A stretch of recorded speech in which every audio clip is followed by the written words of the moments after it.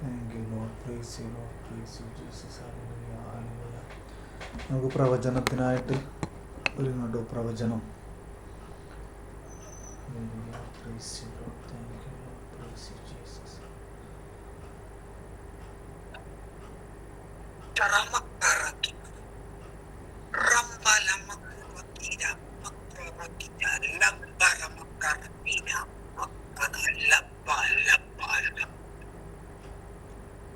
ഞാനാണ് ജ്ഞാനം. എന്റെ ജ്ഞാനത്തെ ചതിക്കണേ. എന്റെ പദ്ധതിയിലേക്ക് വരുവേ. ഞാനാണ് നിങ്ങളെ കുറിച്ചുള്ള പദ്ധതി മെനഞ്ഞെടുത്തത്. നിങ്ങൾ നിങ്ങളെ പദ്ധതിയിൽ കുടുങ്ങാതെ എന്റെ പദ്ധതിയിലേക്ക് വരുവേ.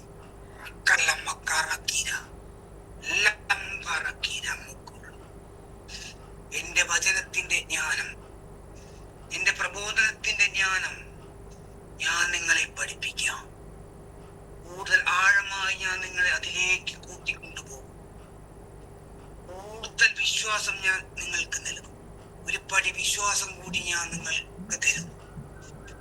ഇത് വിശ്വസിക്കുവേ, സ്വീകരിക്കുവേ. ആമേൻ, ആമേൻ, ആമേൻ. പ്രവചനത്തിന്റെ പൂർത്തീകരണമായിട്ട് തലവേദന, മൈഗ്രെയിന്റെ പ്രോബ്ലം ഉള്ള ആരെയൊക്കെ കർത്താവ് സൗഖ്യം കൊടുക്കുന്നു. ആമേൻ. ഹല്ലേലൂയ. Praise you Lord. Thank you Lord. Praise you Jesus. Hallelujah. ഹല്ലേലൂയ. Thank you Lord. Praise you Lord. Praise you Jesus. Hallelujah. ഹല്ലേലൂയ. ഹല്ലേലൂയ. Thank you Lord. Praise you Lord. Praise you Jesus. Hallelujah. ഹല്ലേലൂയ. ഹല്ലേലൂയ. ആമേൻ. അപ്പോൾ നമ്മൾ ഫ്രാൻസിസ് മാർപ്പാപ്പയുടെ അല്ലേ ഈ അദ്ദേഹം എഴുതപ്പെടാത്ത ചാക്രിക ലേഖനമായ ദൈവത്തിൻ്റെ കരുണ, ദൈവത്തിൻ്റെ നാമം കരുണയാണെന്നുള്ള ഈ പ്രബോധനത്തിലാണ് നമ്മൾ. അപ്പം അതിൻ്റെ മൂന്നാം ഭാഗത്തിലേക്കാണ്. മൂന്നാമത്തെ ഭാഗം അല്ലെങ്കിൽ മൂന്നാമത്തെ അധ്യായം.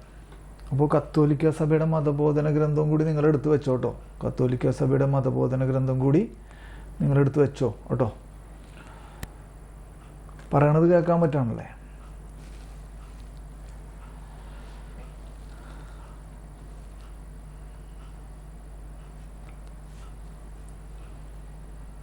അപ്പോൾ ഞാൻ ഈ ദൈവത്തിൻ്റെ നാമം കരുണയാണെന്നുള്ള ഭാഗം മൂന്നാമത്തെ ഭാഗത്തിൽ നിന്ന് ഞാൻ വായിക്കാൻ പോകണം കേട്ടോ. അപ്പം അത് എൻ്റെ ഹെഡ്ലൈൻ നിങ്ങൾ നോക്കിയോ?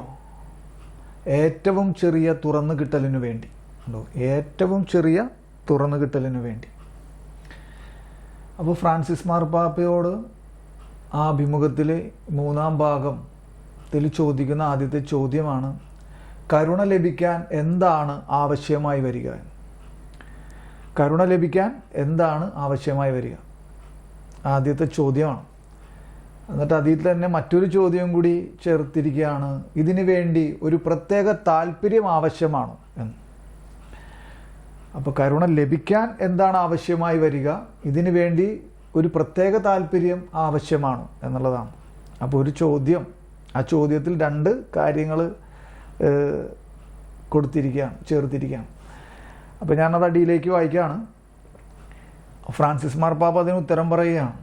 എൻ്റെ മനസ്സിൽ ആദ്യം വരുന്ന പദപ്രയോഗം ഉണ്ടോ? എൻ്റെ മനസ്സിൽ വരുന്ന ആദ്യത്തെ പദപ്രയോഗം, എനിക്ക് ഇനിയും ഇത് വഹിക്കാനാവില്ല. എന്ത് വഹിക്കാനാവില്ല? ആ പാപത്തിൻ്റെ ഈ ചുമട്, നമ്മുടെ ഈ പാപത്തിൻ്റെ ഭാരമുണ്ടല്ലോ, അത് വഹിക്കാൻ എനിക്കിനിയും ആവില്ല. അപ്പോൾ അത് ആര് വഹിക്കും അത്? അത് കർത്താവ് ഈശോ മിശിഹ വഹിക്കും.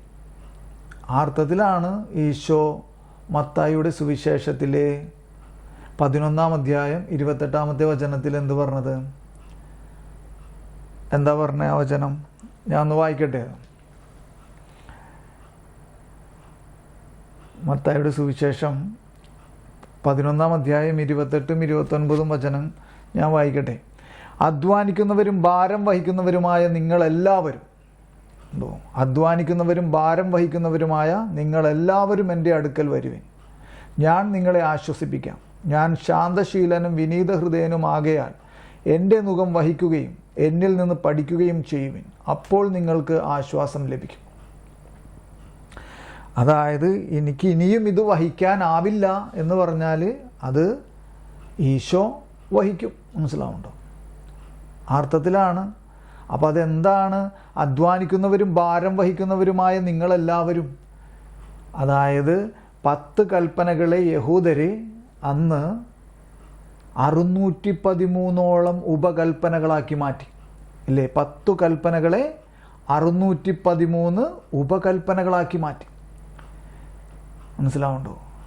അങ്ങനെ ആ കൽപ്പനകൾ മുഴുവനും പാലിക്കണം എന്ന്, അല്ലേ, ഓരോ ആളുകളെയും യഹൂദര് എന്ത് ചെയ്യാൻ തുടങ്ങി? അത് പാലിക്കണമെന്ന് പറഞ്ഞ് അടിച്ചേൽപ്പിക്കാൻ തുടങ്ങി. അപ്പോൾ ഈ കൽപ്പന പാലിക്കണ്ടേ?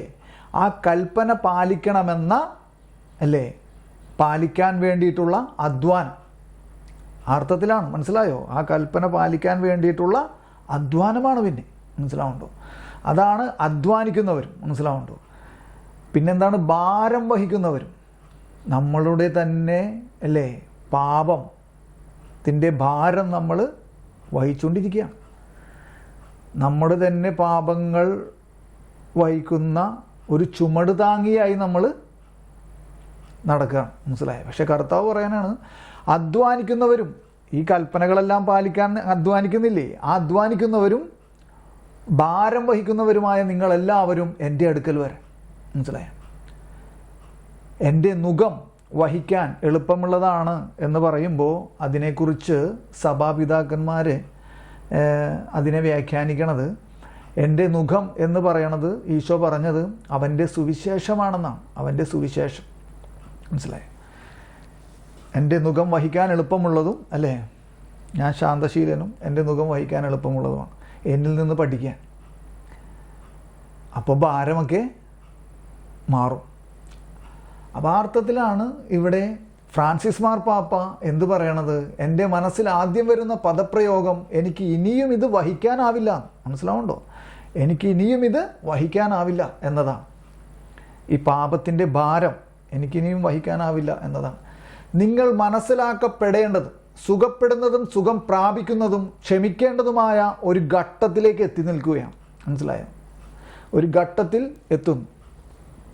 നിങ്ങളുടെ ജീവിതപാതയിൽ തുടർന്ന് നടക്കാൻ നിങ്ങൾ വീണ്ടും എഴുന്നേൽക്കേണ്ടതുണ്ട്. കണ്ടോ? നിങ്ങളുടെ ജീവിതപാതയിൽ തുടർന്ന് നടക്കാൻ നിങ്ങൾ വീണ്ടും എഴുന്നേൽക്കേണ്ടതുണ്ട്.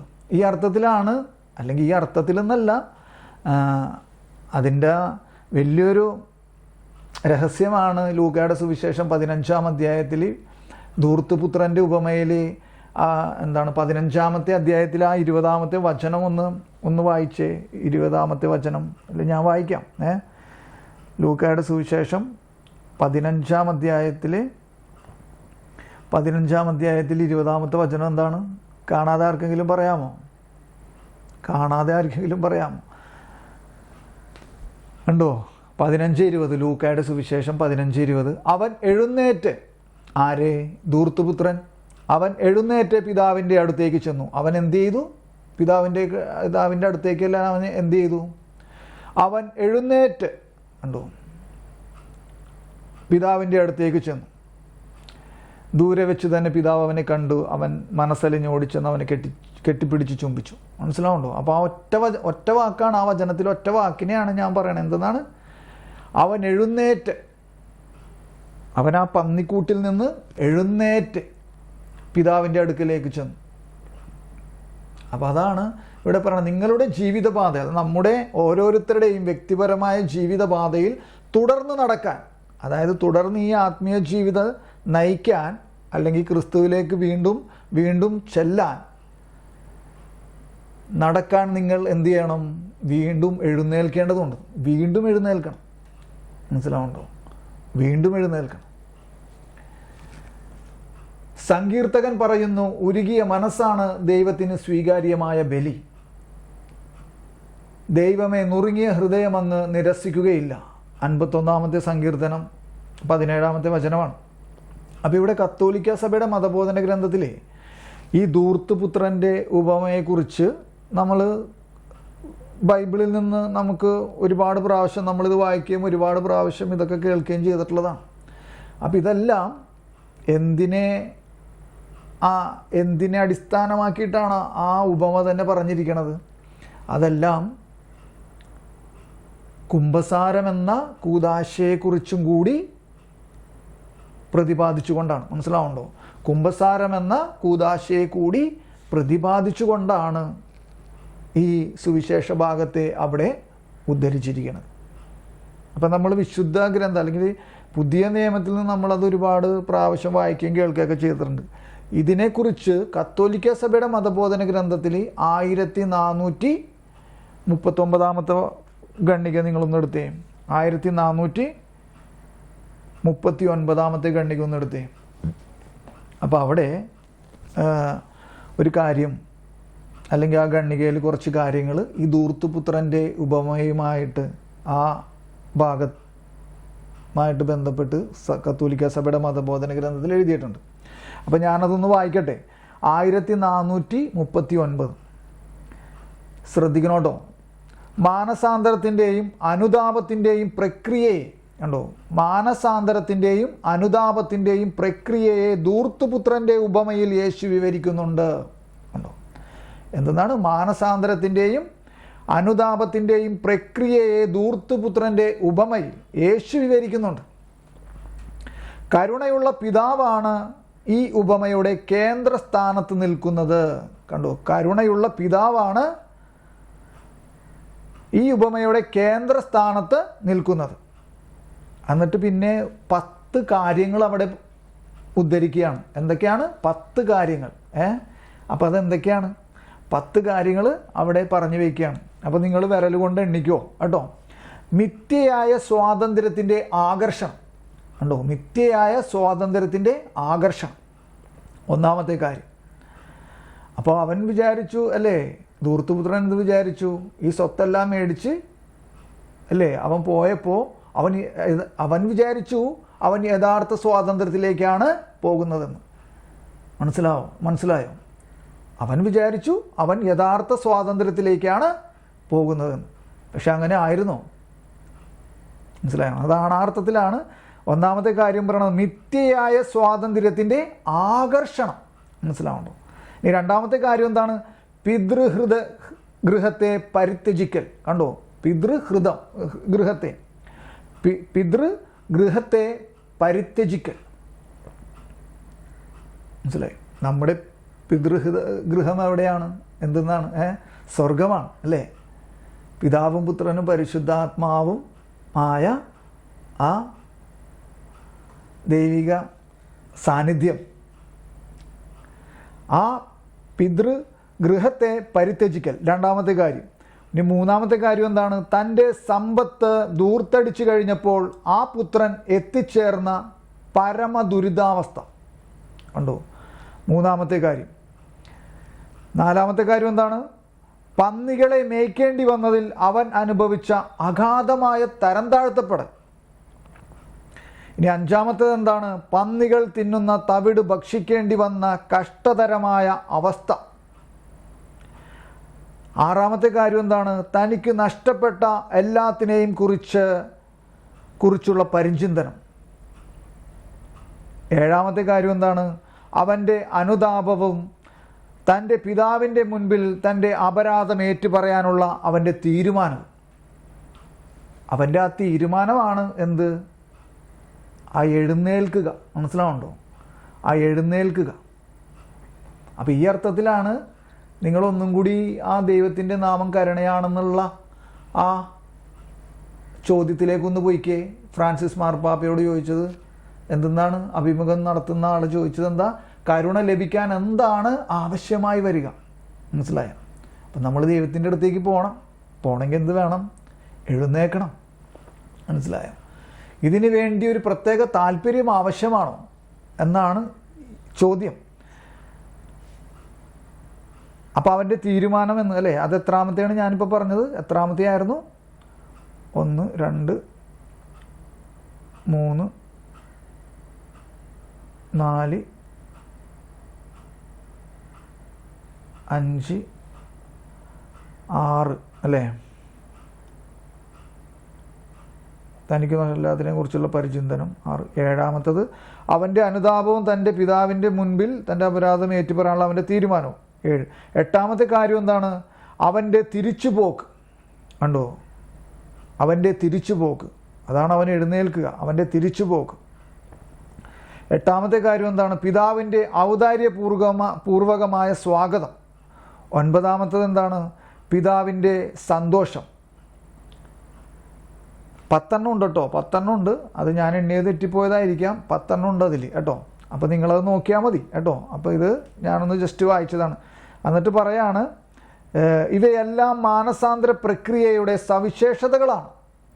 മനോഹരമായ മേലങ്കിയും മോതിരവും, അവിടെ നടത്തപ്പെട്ട ഉത്സവപരമായ വിരുന്നും. കണ്ടോ? ധൂർത്തുപുത്രൻ്റെ കഥയിൽ നമുക്കറിയാം അല്ലേ? അവനെ ഇങ്ങനെ മേലങ്കി, പുതിയ വസ്ത്രം ധരിപ്പിക്കുന്നു അല്ലേ, മോതിരം അണിയിപ്പിക്കുന്നു, ഇതെല്ലാം ചെയ്യുന്നു അല്ലേ, ചെരുപ്പുകൾ അണിയിക്കുന്നു. അപ്പോൾ ഇതെല്ലാം എന്തിൻ്റെ പ്രതീകമാണ് അല്ലേ? അതെല്ലാം പ്രതീകങ്ങളാണ്. അപ്പോൾ ഈ മേലങ്കി ധരിപ്പിക്കുന്നതിൻ്റെ പ്രതീകം എന്താണ്? നീതീകരിക്കുക, നീതീകരണമാണ്, നീതീകരണം. മനസ്സിലാവുന്നുണ്ടോ? മോതിരം അല്ലേ, തൻ്റെ പുത്രസ്ഥാനം നൽകണേന്ന്. മനസ്സിലാവുന്നുണ്ടോ? പുത്രസ്ഥാനം നൽകുകയും അല്ലേ, മഹത്വം അല്ലേ, ആ മഹത്വത്തിലേക്ക്, ആ സ്ഥാനത്തിലേക്ക്. മനസ്സിലാവുന്നുണ്ടോ? അവിടെ നടത്തപ്പെട്ട ഉത്സവപരമായ പിതാവിലേക്കും സഭയാകുന്ന തൻ്റെ ഭവനത്തിലേക്കും തിരിച്ചു വരുന്ന ആരുടെയും വിശുദ്ധവും യോഗ്യവും സന്തോഷപ്രദവുമായ നവജീവിതത്തിൻ്റെ, കണ്ടോ, നവജീവിതത്തിൻ്റെ, പുതിയ ജീവിതത്തിൻ്റെ പ്രതീകങ്ങളാണ്. പ്രതീകങ്ങൾ കണ്ടോ, പ്രതീകങ്ങളാണ്. തൻ്റെ പിതാവിനുള്ള സ്നേഹത്തിൻ്റെ ആഴമെന്തെന്നറിയുന്ന ക്രിസ്തുവിൻ്റെ ഹൃദയത്തിന് മാത്രമേ, ശരിക്കും ശ്രദ്ധിക്കണേ, എന്തെന്നാണിപ്പോൾ വായിച്ചത്? തൻ്റെ പിതാവിൻ്റെ സ്നേഹത്തിൻ്റെ ആഴമെന്തെന്നറിയുന്ന ക്രിസ്തുവിൻ്റെ ഹൃദയം. കണ്ടോ? തൻ്റെ പിതാവിൻ്റെ സ്നേഹത്തിൻ്റെ എന്തെന്നറിയുന്ന ക്രിസ്തുവിൻ്റെ ഹൃദയത്തിനു മാത്രമേ അവിടുത്തെ കാരുണ്യത്തിൻ്റെ ആഴത്തെ ഇത്ര ലളിതവും മനോഹരവുമായ വിധത്തിൽ നമ്മോട് വെളിപ്പെടുത്തുവാൻ കഴിയുകയുള്ളൂ എന്ന്. മനസ്സിലാവുന്നുണ്ടോ? അപ്പോൾ പിതാവിൻ്റെ സ്നേഹത്തിൻ്റെ ആഴം മനസ്സിലാക്കാൻ കഴിയുന്ന, അതിൻ്റെ യഥാർത്ഥ രൂപത്തിൽ മനസ്സിലാക്കാൻ കഴിയണത് ആർക്കാണ്? ആരെ അങ്ങനെ മനസ്സിലാക്കിയിട്ടുള്ളൂ അല്ലേ? പുത്രനായ ഈശോ മിശിഹായാണ് അത് മനസ്സിലാക്കിയിട്ടുള്ളത്. അപ്പം ഞാനതൊന്ന് ഇവിടെ ചേർത്ത് വായിച്ചതാണ്. മനസ്സിലാവുന്നുണ്ടോ? നിങ്ങളുടെ ജീവിതപാതയിൽ തുടർന്ന് നടക്കാൻ നിങ്ങൾ വീണ്ടും എഴുന്നേൽക്കേണ്ടതുണ്ട്. സങ്കീർത്തകൻ പറയുന്നു, ഉരുകിയ മനസ്സാണ് ദൈവത്തിന് സ്വീകാര്യമായ ബലി. ദൈവമേ, നുറുങ്ങിയ ഹൃദയം അങ്ങ് നിരസിക്കുകയില്ല. എന്നിട്ട് പിന്നെ വിശുദ്ധ അഗസ്തീനോസിൻ പറഞ്ഞിരിക്കണമെന്ന് പറഞ്ഞിട്ട് ഇങ്ങനെ എഴുതിയിരിക്കുകയാണ്. അല്ലെങ്കിൽ വിശുദ്ധ അഗസ്തീനോസ്, സഭാപിതാവ് വിശുദ്ധ അഗസ്തീനോസിൻ്റെ ഒരു കോട്ട് ഇവിടെ ഉദ്ധരിച്ചിരിക്കുകയാണ്. എന്താണ്? വിശുദ്ധ അഗസ്റ്റിൻ എഴുതി, നിങ്ങളുടെ ഹൃദയത്തിൽ എന്താണ് ദൈവത്തെ പ്രീതിപ്പെടുത്തുകയെന്ന് അന്വേഷിക്കുക. കണ്ടോ? എന്താണ് എഴുതിയത്? നിങ്ങളുടെ ഹൃദയത്തിൽ എന്താണ് ദൈവത്തെ പ്രീതിപ്പെടുത്തുക എന്നത് അന്വേഷിക്കുക. നിങ്ങളുടെ ഹൃദയം തകർന്നിരിക്കണം. കണ്ടോ? വിശുദ്ധ അഗസ്തീനോസ് പിതാവ് പറയാണ്, എന്താണ്? നിങ്ങളുടെ ഹൃദയം തകർന്നിരിക്കണം. എങ്ങനെ തകർന്നിരിക്കണം? നിങ്ങളുടെ ഹൃദയം തകർന്നിരിക്കണം. എന്താണ് അതിൻ്റെ അർത്ഥം? അപ്പോൾ അതിൻ്റെ അർത്ഥം നമുക്ക് ഞാനിപ്പോൾ പറയണില്ല, അതിൻ്റെ അടിയിലേക്ക് വരുമ്പോൾ നമുക്ക് മനസ്സിലാവും. നിങ്ങളുടെ ഹൃദയം തകർന്നിരിക്കണം. എന്നാൽ അത് നശിക്കുമെന്ന് നിങ്ങൾ ഭയപ്പെടുന്നുണ്ടോ? ഉണ്ടോ? നിങ്ങളുടെ ഹൃദയം തകർന്നിരിക്കണം, എന്നാൽ അത് നശിക്കുമെന്ന് നിങ്ങൾ ഭയപ്പെടുന്നുണ്ടോ? നശിക്കില്ല. കാരണം എന്താണ്? അവിടെ യേശു നമ്മോടൊപ്പം, നമ്മോട് കൂടെ അവിടെ ഉണ്ട് എന്ന്. കണ്ടോ? ഈ പ്രബോധനം കണ്ടോ നിങ്ങൾ? ഇതാണ് ക്രിസ്തു ജീവിക്കുന്നു എന്നുള്ള പറഞ്ഞിട്ടുള്ള അപ്പസ്തോലിക അല്ലേ പ്രബോധനം, അപ്പസ്തോലിക ഉദ്ബോധനം. ഫ്രാൻസിസ് മാർപ്പാപ്പ തന്നെ എഴുതിയിട്ടുള്ള ക്രിസ്തു ജീവിക്കുന്നു അല്ലേ. അപ്പോൾ അതിൻ്റെ ഞാനത് ഇവിടെ ഇങ്ങനെ വായിക്കാം കേട്ടോ, അതിൻ്റെ ഉള്ളിൽ വായിക്കാം. യുവജനങ്ങൾക്കും ലോകത്തിലെ സർവ്വ ദൈവജനത്തിനുമായുള്ള ഫ്രാൻസിസ് മാർപ്പാപ്പയുടെ സിനഡാനന്തര അപ്പസ്തോലിക ഉദ്ബോധനം, ക്രിസ്തു ജീവിക്കുന്നു എന്ന്. അപ്പം അതിലെ ഒന്നാമത്തെയും രണ്ടാമത്തെയും ആ ഗണ്ണികകൾ ഞാനൊന്ന് വായിക്കട്ടെ. ഒന്നാമത്തെയും രണ്ടാമത്തെയും ഗണ്ണിക. ഇപ്പോൾ വിശുദ്ധ അഗസ്തീനോസ്, സഭാപിതാവ് വിശുദ്ധ അഗസ്റ്റിൻ എന്താണ് പറഞ്ഞത്? നിങ്ങളുടെ ഹൃദയത്തിൽ എന്താണ് ദൈവത്തെ പ്രീതിപ്പെടുത്തുക എന്ന് അന്വേഷിക്കുക. നിങ്ങളുടെ ഹൃദയം തകർന്നിരിക്കണം, എന്നാൽ അത് നശിക്കുമെന്ന് നിങ്ങൾ ഭയപ്പെടുന്നുണ്ടോ?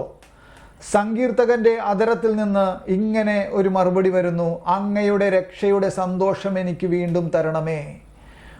എങ്ങനെയാണ് നമുക്ക് രക്ഷയുടെ സന്തോഷം വീണ്ടും ലഭിക്കുക? മനസ്സിലാവുണ്ടോ? ഈ കൂദാശയിലൂടെയാണ്. ഈ കൂദാശയിലൂടെ, കുംഭസാരം എന്ന കൂദാശയിലൂടെ. ഒരുക്കമുള്ള ഹൃദയം നൽകി എന്നെ താങ്ങണമേ.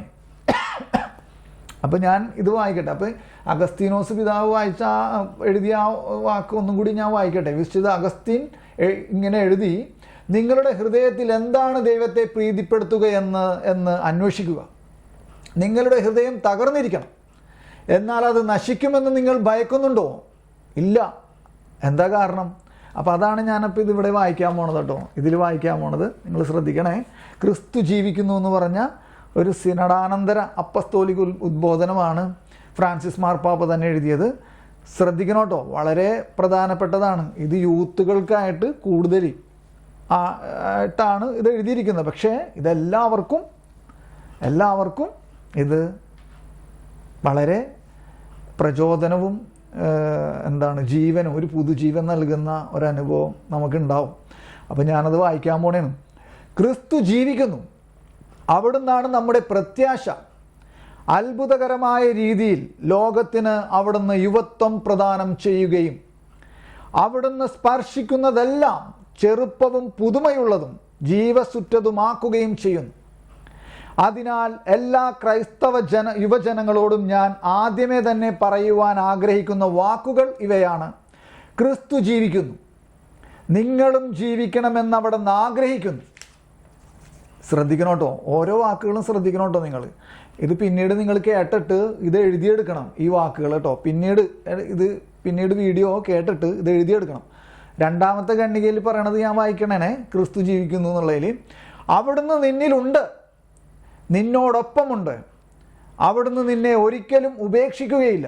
നീ എത്ര ദൂരത്തിൽ അലഞ്ഞാലും, കണ്ടു ഈ അവസ്ഥയൊക്കെ നമ്മൾ മനസ്സിലാക്കണം. നീ എത്ര ദൂരത്തിൽ അലഞ്ഞാലും എന്ന് പറഞ്ഞാൽ ദൈവത്തിൻ്റെ ആ ബന്ധത്തിൽ നിന്ന് വിച്ഛേദിക്കപ്പെട്ടിരിക്കുന്ന ആ അവസ്ഥയാണ് അല്ലേ.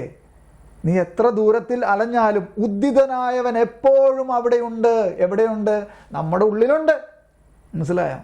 അതുകൊണ്ടാണ് അഗസ്തീനോസ് പിതാവ് പറയുന്നത്, നിങ്ങളുടെ ഹൃദയം തകർന്നിരിക്കും, എന്നാൽ അത് നശിക്കുമെന്ന് നിങ്ങൾ ഭയക്കുന്നുണ്ടോ? അപ്പം ഇല്ല. എന്തുകൊണ്ടാണ് ഭയക്കില്ല? അവിടുന്ന് നിന്നിലുണ്ട്, നിന്നോടൊപ്പമുണ്ട്, അവിടുന്ന് നിന്നെ ഒരിക്കലും ഉപേക്ഷിക്കുകയില്ല. നീ എത്ര ദൂരത്തിൽ അലഞ്ഞാലും ഉദ്ധിതനായവൻ എപ്പോഴും അവിടെയുണ്ട്. അവിടുന്ന് നിന്നെ വിളിക്കുന്നു. അവിടുന്നിലേക്ക് പിന്തിരിഞ്ഞ്, ശ്രദ്ധിക്കണോട്ടോ, അവിടുന്നിലേക്ക് പിന്തിരിഞ്ഞ് വീണ്ടും ആരംഭിക്കാൻ അവിടുന്ന് കാത്തിരിക്കുന്നു. കണ്ടോ? അവിടുന്നിലേക്ക് പിന്തിരിഞ്ഞ് വീണ്ടും ആരംഭിക്കാൻ, അതാണ് എഴുന്നേൽക്കുക എന്ന് പറഞ്ഞത്. മനസ്സിലായോ? അവിടുന്നിലേക്ക് പിന്തിരിഞ്ഞ് വീണ്ടും ആരംഭിക്കാൻ അവിടുന്ന് കാത്തിരിക്കുന്നു. ദുഃഖത്താലോ വൈഷമ്യത്താലോ ഭയത്താലോ സംശയത്താലോ പരാജയത്താലോ നീ വയസ്സനായി പോയി എന്ന് തോന്നുമ്പോൾ, കണ്ടോ, ദുഃഖത്താലോ വൈഷമ്യത്താലോ സംശയത്താലോ പരാജയത്താലോ നീ വയസ്സനായി പോയി എന്ന് തോന്നുമ്പോഴും, അതായത് നമുക്കിനി രക്ഷയില്ല, ഇനി ഈ പാപത്തിൽ നിന്ന് ഒരു മോചനം നമുക്കില്ല, ഇനിയൊരു ആ ആധ്യാത്മിക ജീവിതത്തിലേക്ക് നമുക്ക് വരാൻ പറ്റില്ല, നമ്മൾ വീണുപോയി, ഇനിയൊരു രക്ഷയില്ല എന്ന് കരുതി എന്ന് ചിന്തിച്ചുകൊണ്ട് വയസ്സായ അല്ലേ എന്ന് വയസ്സന അല്ലേ ആ അർത്ഥത്തിലാണ് നീ വയസ്സനായി പോയി എന്ന് തോന്നുമ്പോഴും നിന്റെ ശക്തിയും നിന്റെ പ്രത്യാശയും വീണ്ടെടുക്കുവാൻ അവിടുന്ന് എപ്പോഴും നിന്റെ കൂടെ ഉണ്ടായിരിക്കും. മനസ്സിലാവുണ്ടോ? ഉണ്ടോ? ഇതല്ല, നമുക്കൊരു രക്ഷയില്ല. ഇത് ശരിക്കും എൻ്റെ ജീവിതാനുഭവമുണ്ട്. എൻ്റെ ശരിക്കും ജീവിതാനുഭവമാണിത്. 15 വർഷം ഞാൻ വയസ്സനായി പോയി എന്ന് ഞാൻ മനസ്സിലായോ? വയസ്സനായി പോയ അവസ്ഥയായിരുന്നു.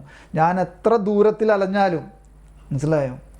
അതുകൊണ്ടാണ് എനിക്ക് ഭയങ്കര ശക്തിയാണ് അത് വായിക്കുമ്പോൾ. ഇങ്ങനെയുമല്ല അത് വായിക്കണത്, മനസ്സിലാവുണ്ടോ? ശരിക്കത് ഞാൻ എൻ്റെ വ്യക്തിപരമായ ജീവിതത്തിൽ ഞാനത് അനുഭവിച്ചറിഞ്ഞതാണ്. ആ ഓരോ വാക്കും എൻ്റെ ജീവിതത്തിൽ ഞാൻ ജീവിച്ചതാണ്. അതുകൊണ്ടാണ് എനിക്കതത്ര സ്പർശിക്കുന്നത്.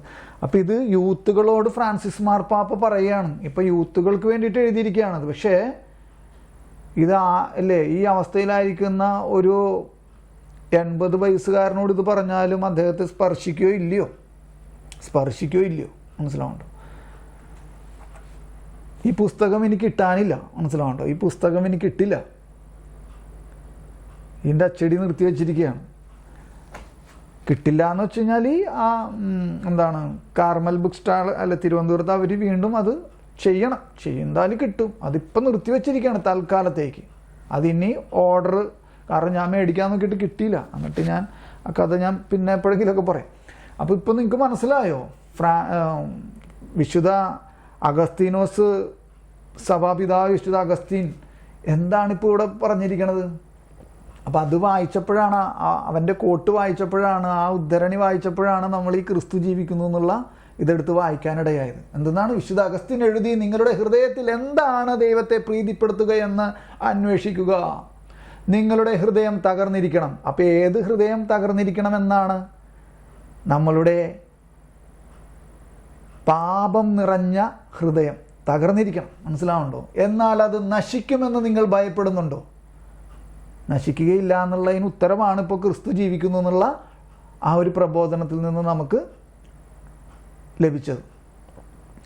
സങ്കീർത്തകന്റെ അധരത്തിൽ നിന്ന് ഇങ്ങനെ ഒരു മറുപടി വരുന്നു, അങ്ങയുടെ രക്ഷയുടെ സന്തോഷം. കണ്ടോ, അങ്ങയുടെ രക്ഷയുടെ സന്തോഷം ഇപ്പൊ കിട്ടോ നമുക്ക്? ഈ ഇപ്പൊ ഫ്രാൻസിസ് മാർപ്പാപ്പ ഈ ക്രിസ്തു ജീവിക്കുന്നു കണ്ടോ, അവിടുന്നിലേക്ക് പിന്തിരിഞ്ഞ് വീണ്ടും ആരംഭിക്കാൻ അവിടുന്ന് കാത്തിരിക്കുന്നു. കണ്ടോ, എന്താണ്? അവിടുന്നിലേക്ക് പിന്തിരിഞ്ഞ് വീണ്ടും ആരംഭിക്കുക. ധൂർത്തുപുത്രൻ ശരിക്ക് പന്നിക്കൂട്ടിൽ നിന്ന് അവൻ അവിടെ നിന്ന് പോകുന്നത് അങ്ങനെയല്ലേ? പിതാവിലേക്ക് പിന്തിരിഞ്ഞ് വീണ്ടും ആരംഭിക്കാൻ. പക്ഷെ ഇത് കാത്തിരിക്കണതാരാ? അവിടുന്നിലേക്ക് പിന്തിരിഞ്ഞ് വീണ്ടും ആരംഭിക്കാൻ കാത്തിരിക്കണതാരാ? പിതാവ്. ദൈവം തന്നെയാണ് അവിടെ കാത്തിരിക്കണേ. നമ്മൾ അവനിലേക്ക് പിന്തിരിഞ്ഞ് വീണ്ടും ആരംഭിക്കാൻ അവൻ കാത്തിരിക്കുന്നു. വൈഷമ്യത്താലും സംശയത്താലും ഭയത്താലും നീ വയസ്സനായി പോയി, അതായത് നിനക്കിനി രക്ഷയില്ല എന്ന് നീ കരുതുന്നിടത്ത് അവിടെ നിന്നോടൊപ്പം കർത്താവുണ്ടെന്നാണ് പറയണേ. അവിടെ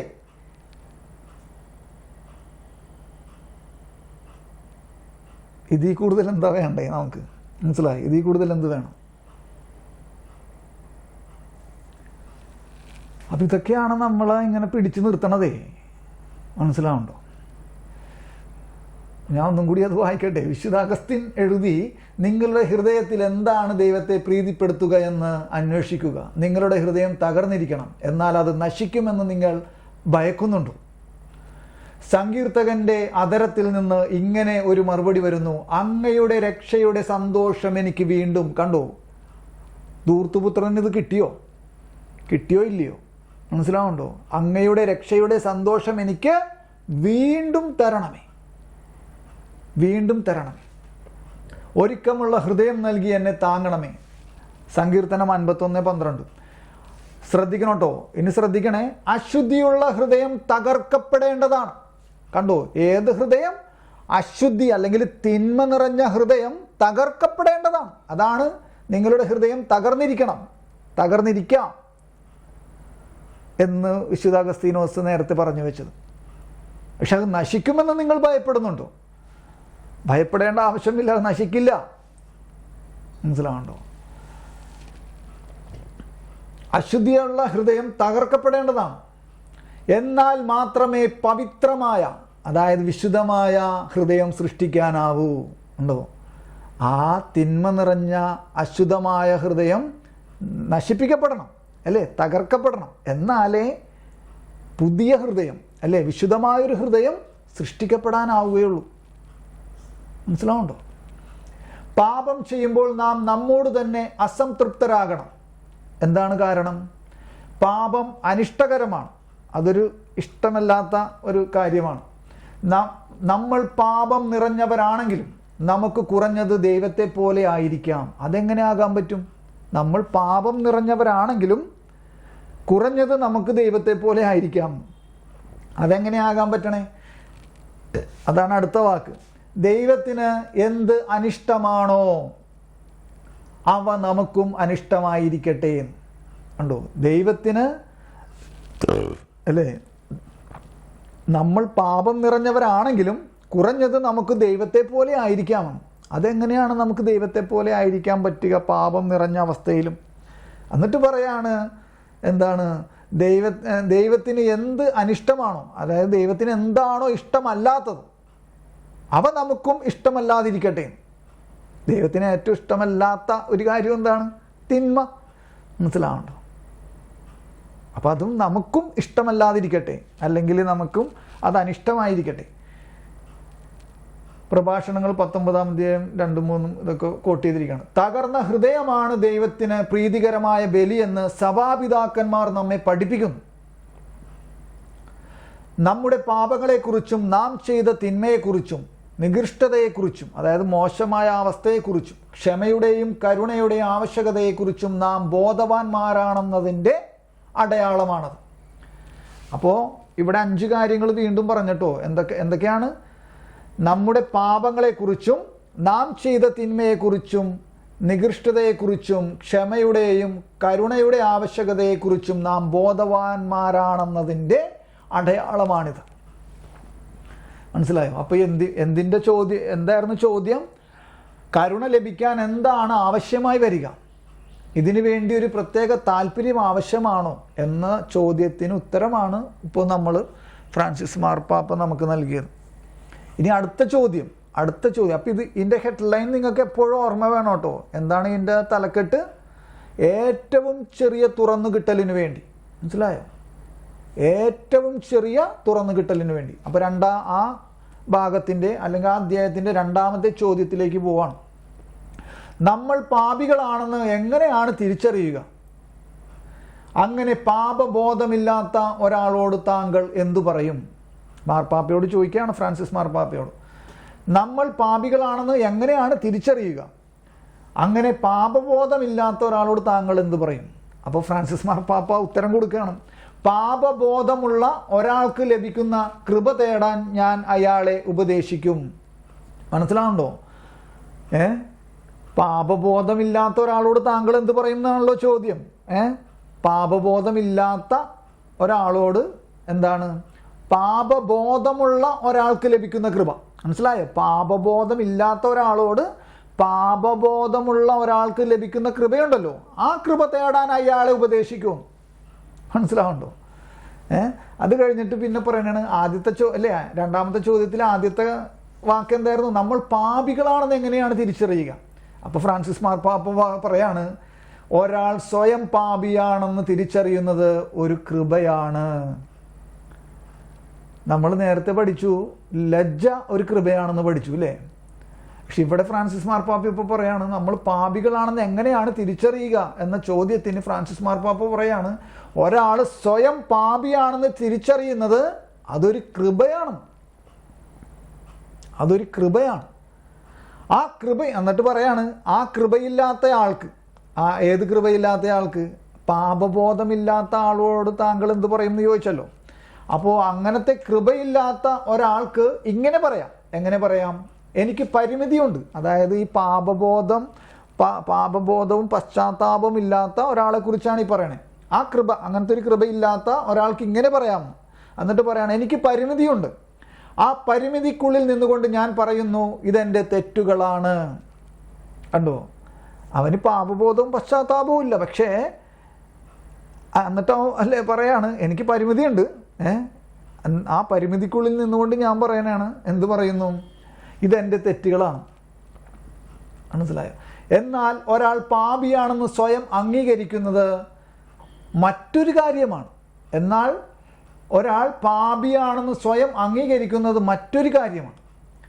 നമ്മുടെ എല്ലാമായ, എന്നിട്ട് 3 കാര്യങ്ങൾ വീണ്ടും പറയാണ്. എന്താണ് 3 കാര്യങ്ങൾ? നമ്മുടെ എല്ലാമായ ദൈവത്തിന് മുൻപിൽ. ഒന്നാമത്തെ കാര്യം, നമ്മുടെ എല്ലാമായ ദൈവത്തിന് മുൻപിൽ. രണ്ടാമത്തെ കാര്യം എന്താണ്? നമ്മെ തന്നെ സമർപ്പിച്ചുകൊണ്ട്. നമ്മെ തന്നെ സമർപ്പിച്ചുകൊണ്ട്. ഈ നമ്മെ തന്നെ സമർപ്പിക്കുമ്പോൾ നമുക്കുള്ളവയും കൂടി സമർപ്പിക്കണം എന്നുള്ളതും കൂടി ഒരിതാണ്. ഇപ്പോൾ ഒരു വിശുദ്ധൻ, എനിക്ക് തോന്നണത്, എൻ്റെ ഓർമ്മയിലുള്ളത് വിശുദ്ധ ജെറോം എന്നാണ്. അതാണ് എൻ്റെ ഓർമ്മയിൽ. എല്ലാം തെറ്റുണ്ടോയെന്ന് എനിക്കറിയില്ല. അപ്പോൾ അദ്ദേഹം ഇങ്ങനെ കർത്താവുമായിട്ട് സംസാരിച്ചുകൊണ്ടിരിക്കുന്ന സമയത്ത്, അല്ലേ, എനിക്കുള്ളവയെല്ലാം ഞാൻ നിനക്ക് സമർപ്പിക്കുന്നു എന്നൊക്കെ പറഞ്ഞിങ്ങനെ പ്രാർത്ഥിച്ച് കർത്താവുമായിട്ട് ഇങ്ങനെ സംഭാഷണത്തിലായിരിക്കുന്ന സമയത്ത് കർത്താവ് പറഞ്ഞു, നീ എല്ലാം എനിക്ക് സമർപ്പിച്ചിട്ടില്ല. അപ്പോൾ ഈ വിശുദ്ധൻ ചോദിച്ചു, അതെന്താ കർത്താവ്, ഞാൻ എല്ലാ ദിവസവും എല്ലായ്പ്പോഴും എല്ലാം നിനക്ക് സമർപ്പിക്കണതല്ലേ? അപ്പോൾ കർത്താവ് പറഞ്ഞു, ഇല്ല, നീ ഒരു കാര്യമൊഴിച്ച് ബാക്കി എല്ലാം നീ സമർപ്പിച്ചു, ഒരു കാര്യമൊഴികെ. അപ്പോൾ വിശുദ്ധനാകെ ഇതായി, ഭയങ്കര വിഷമവും ഭയങ്കര ഇതുമായി. അതെന്താണ് കർത്താവ്, ആ ഒരു കാര്യം എന്താ? അപ്പോൾ കർത്താവ് പറഞ്ഞു, നിന്റെ പാപം ഒഴികെ ബാക്കിയെല്ലാം നീ സമർപ്പിച്ചു, നിന്റെ പാപം മാത്രം നീ സമർപ്പിച്ചില്ല. മനസ്സിലാവുണ്ടോ? നിന്റെ പാപം മാത്രം നീ സമർപ്പിച്ചില്ല. അപ്പോൾ ഇവിടെ ശ്രദ്ധിക്കണേ, നമ്മുടെ എല്ലാമായ ദൈവത്തിന് മുൻപിൽ ഉണ്ടോ ഒന്നാമത്തെ കാര്യം. അപ്പം അങ്ങനെയും കൂടി നമ്മൾ നോക്കണം കേട്ടോ. അവിടെ ആ ഓരോ വാക്കുകളും ഓരോ സെൻറ്റൻസിലും ഓരോ പാരഗ്രാഫിലും അതിൻ്റെ ചില കോമയൊക്കെ ഇട്ട് എഴുതി പോയിട്ടുണ്ട്. അപ്പോൾ അതിനെ നമ്മൾ മുറിച്ച് ഭക്ഷിക്കണം. മനസ്സിലാവുണ്ടോ? ഫുൾ സ്റ്റോപ്പ് ഇട്ടത് കൂടാതെ കോമ ഇട്ടിട്ട് അല്ലേ പോകുമ്പോൾ നമ്മളതിനെ മുറിക്കണം. എന്താണ് അവിടെ? നമ്മുടെ എല്ലാമായ ദൈവത്തിന് മുൻപിൽ ഒന്നാമത്തെ കാര്യം. രണ്ടാമത്തെ കാര്യം എന്താണ്? നമ്മെ തന്നെ സമർപ്പിച്ചുകൊണ്ട്. അപ്പം അതിൻ്റെ മെയിൻ കാര്യം എന്ന് വെച്ചാൽ നമ്മെ തന്നെ സമർപ്പിക്കുക എന്ന് പറഞ്ഞാൽ നമ്മുടെ പാപങ്ങളും കൂടി നമ്മൾ സമർപ്പിക്കുക. എന്നിട്ട് പറയാണ് മൂന്നാമത്തെ കാര്യം എന്താണ്? നമ്മുടെ ഒന്നുമില്ലായ്മയെ സമർപ്പിക്കുക എന്നതാണ് ഇതിനർത്ഥം. 3 കാര്യങ്ങളാണ്. നമ്മുടെ എല്ലാമായ ദൈവത്തിന് മുമ്പിൽ ഒന്നാമത്തെ കാര്യം. രണ്ടാമത്തെ കാര്യം എന്താണ്? നമ്മെ തന്നെ സമർപ്പിച്ചുകൊണ്ട് നമ്മുടെ ഒന്നുമില്ലായ്മയെ.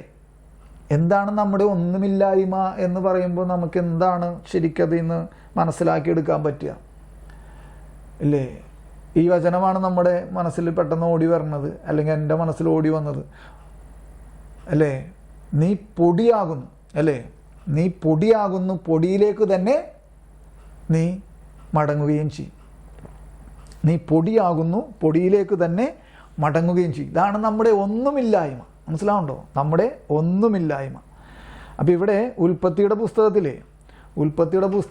3-ാം അധ്യായത്തിൽ 23-ാമത്തെ വചനം മാത്രം നിങ്ങൾ ശ്രദ്ധിച്ചേ ഒന്ന്. 3-ാമത്തെ അധ്യായം 23-ാമത്തെ വചനം ഞാൻ വായിക്കട്ടെ. കർത്താവ് അവരെ ഏദൻ തോട്ടത്തിൽ നിന്ന് പുറത്താക്കി മണ്ണിൽ നിന്നെടുത്ത മനുഷ്യനെ. കണ്ടോ? മണ്ണിൽ നിന്നെടുത്ത മനുഷ്യനെ ശ്രദ്ധിച്ചോ നിങ്ങൾ?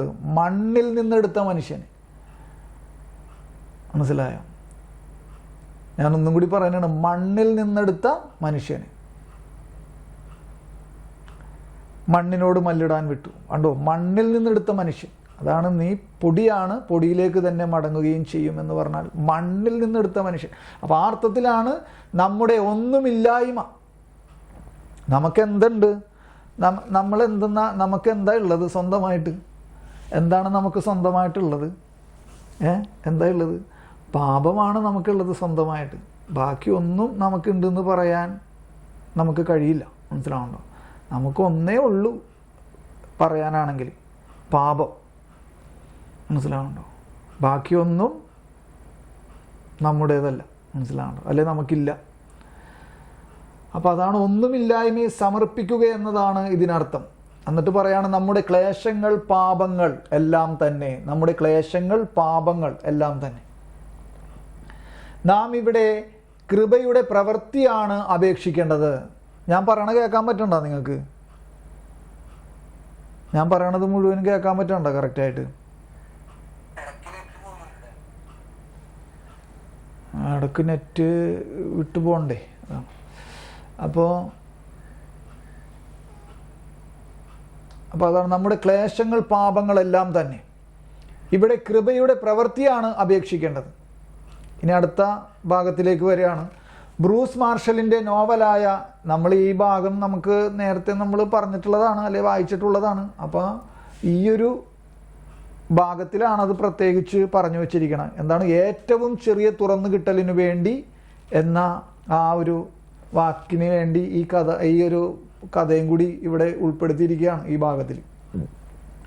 ബ്രൂസ് മാർഷലിൻ്റെ നോവലായ ടു എവരി മാൻ എ പെനിയിൽ നിന്ന് ഡോൺ ലൂയിജി ഗിസാനി ഈ ഉദാഹരണം ഉദ്ധരിക്കുന്നുണ്ട്. ഫ്രഞ്ച് പക്ഷപാതികൾ വധശിക്ഷയ്ക്ക് വിധിച്ച ഒരു ജർമ്മൻ പട്ടാളക്കാരൻ്റെ കുമ്പസാരം കേൾക്കുന്ന ആശ്രമാധിപനായ ഫാദർ ഗാസ്റ്റൺ ആണ് ഈ നോവലിലെ നായകൻ.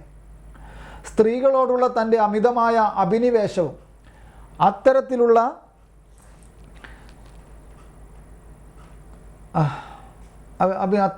സാഹസങ്ങളും പട്ടാളക്കാരൻ കുമ്പസാരത്തിൽ ഏറ്റുപറയുന്നു. പാപങ്ങൾ ക്ഷമിക്കപ്പെടാനും പാപമോചനം ലഭിക്കാൻ പശ്ചാത്തപിക്കണമെന്നും ചെറുപ്പക്കാരനായ വൈദികൻ പട്ടാളക്കാരനെ അറിയിക്കുന്നു. പട്ടാളക്കാരൻ മറുപടി നൽകി, ഞാൻ എന്തിന് പശ്ചാത്തപിക്കണം? ഞാൻ ഏറെ ആസ്വദിച്ചുകൊണ്ട് ചെയ്ത പ്രവർത്തികളാണത്. ഇനിയും അവസരം ലഭിച്ചാൽ ഞാൻ അതുതന്നെയായിരിക്കും ചെയ്യുക.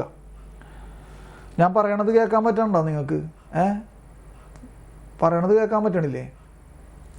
ഇല്ലേ? കാരണം ഇവിടെ നെറ്റ് കട്ടാണുണ്ട്, പക്ഷേ പറയണത് കേൾക്കാമെങ്കിൽ കുഴപ്പമില്ലായിരിക്കും അല്ലേ? ഓക്കെ. പറയണത് കേൾക്കാൻ പറ്റണില്ലെങ്കിൽ എന്നോട് പറയണേ, ഒരു മരുന്ന് കഴിച്ചാണ്. അപ്പോൾ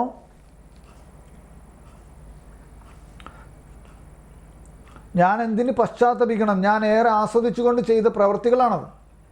ഇനിയും അവസരം ലഭിച്ചാൽ ഞാൻ അത് തന്നെയായിരിക്കും ചെയ്യുക. അതുകൊണ്ട് ഞാൻ എങ്ങനെ പശ്ചാത്തപിക്കും? വിധിക്കപ്പെടാൻ തീയതിയും സമയവും കുറിക്കപ്പെട്ട ആ വധശിക്ഷയ്ക്ക് വിധിക്കപ്പെട്ടിട്ടുള്ളവനാണ് പട്ടാളക്കാരൻ. അപ്പോൾ ഫാദർ ഗാസ്റ്റണ് ആ യുവ സൈനികന് പാപമോചനം നൽകാൻ ആഗ്രഹമുണ്ട്. പക്ഷേ അയാൾ പശ്ചാത്തപിക്കുന്നില്ലെന്ന് മനസ്സിലാക്കിയ ഫാദർ ഗാസ്റ്റൺ ഉള്ളിൽ നിന്ന് ലഭിച്ച പ്രചോദനത്തിൻ്റെ സ്പർശം കിട്ടിയ പോലെ ചോദിച്ചു, എന്നാൽ അനുതപിക്കാത്തതിൽ നിങ്ങൾ വേദനിക്കുന്നുണ്ടോ? ആവേശത്തോടെ അയാൾ മറുപടി നൽകി, അതെ, അനുതപിക്കാൻ കഴിയാത്തതിൽ ഞാൻ ഖേദിക്കുന്നു. മറ്റൊരർത്ഥത്തിൽ പറഞ്ഞാൽ പശ്ചാത്തപിക്കാൻ കഴിയാത്തതിൽ അയാൾ ക്ഷമായാചനം നടത്തുകയാണ്. അപ്പം ഇത് നമ്മൾ നേരത്തെ പറയുകയും വായിക്കുകയും ഒക്കെ പറഞ്ഞിട്ടുള്ളതാണ്. അപ്പോൾ അത് അപ്പോൾ ഈ ഭാഗത്താണ് ആ കഥയെ ഉദ്ധരിച്ചിരിക്കുന്നത്. അപ്പോൾ അതിനെ ആമുഖത്തിൽ അവിടെ അത് ചേർത്തിരിക്കുന്നു എന്ന് മാത്രം. അപ്പോൾ ആമുഖത്തിൽ നമ്മളത് വായിച്ചപ്പോൾ അതൊന്ന് അന്ന് വിശദമായിട്ട് നമ്മൾ അതിനെക്കുറിച്ച് പറയുകയും ചെയ്തായിരുന്നു. അപ്പോൾ ഇതിപ്പോൾ ഇവിടെ നിങ്ങൾക്കറിയാവുന്നതുകൊണ്ട് ഇപ്പോൾ ഞാനത് വീണ്ടും താഴേക്ക് പോവാണ് കേട്ടോ. അപ്പോൾ മറ്റൊരർത്ഥത്തിൽ പറഞ്ഞാൽ പശ്ചാത്തപിക്കാൻ കഴിയാത്തതിൽ അയാൾ ക്ഷമായാചനം നടത്തുകയാണ്. മനസ്സിലാവുന്നുണ്ടോ?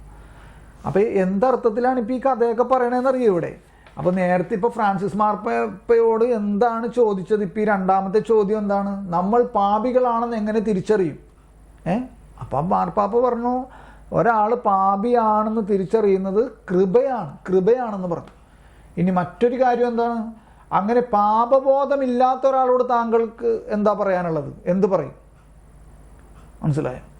അപ്പം ആ രണ്ട് കാര്യങ്ങൾ എടുത്തിട്ടാണ് ഈ കഥ ഇവിടെ കോട്ട് ചെയ്യപ്പെടുന്നത്. മനസ്സിലാവുണ്ടോ? ഈ കഥ ഇവിടെ കോട്ട് ചെയ്യപ്പെടുന്നത് എന്തിൻ്റെ അർത്ഥത്തിലാണ്? മനസ്സിലായോ? നിങ്ങളതിനെ മനസ്സിലാക്കിയെടുക്കൂ.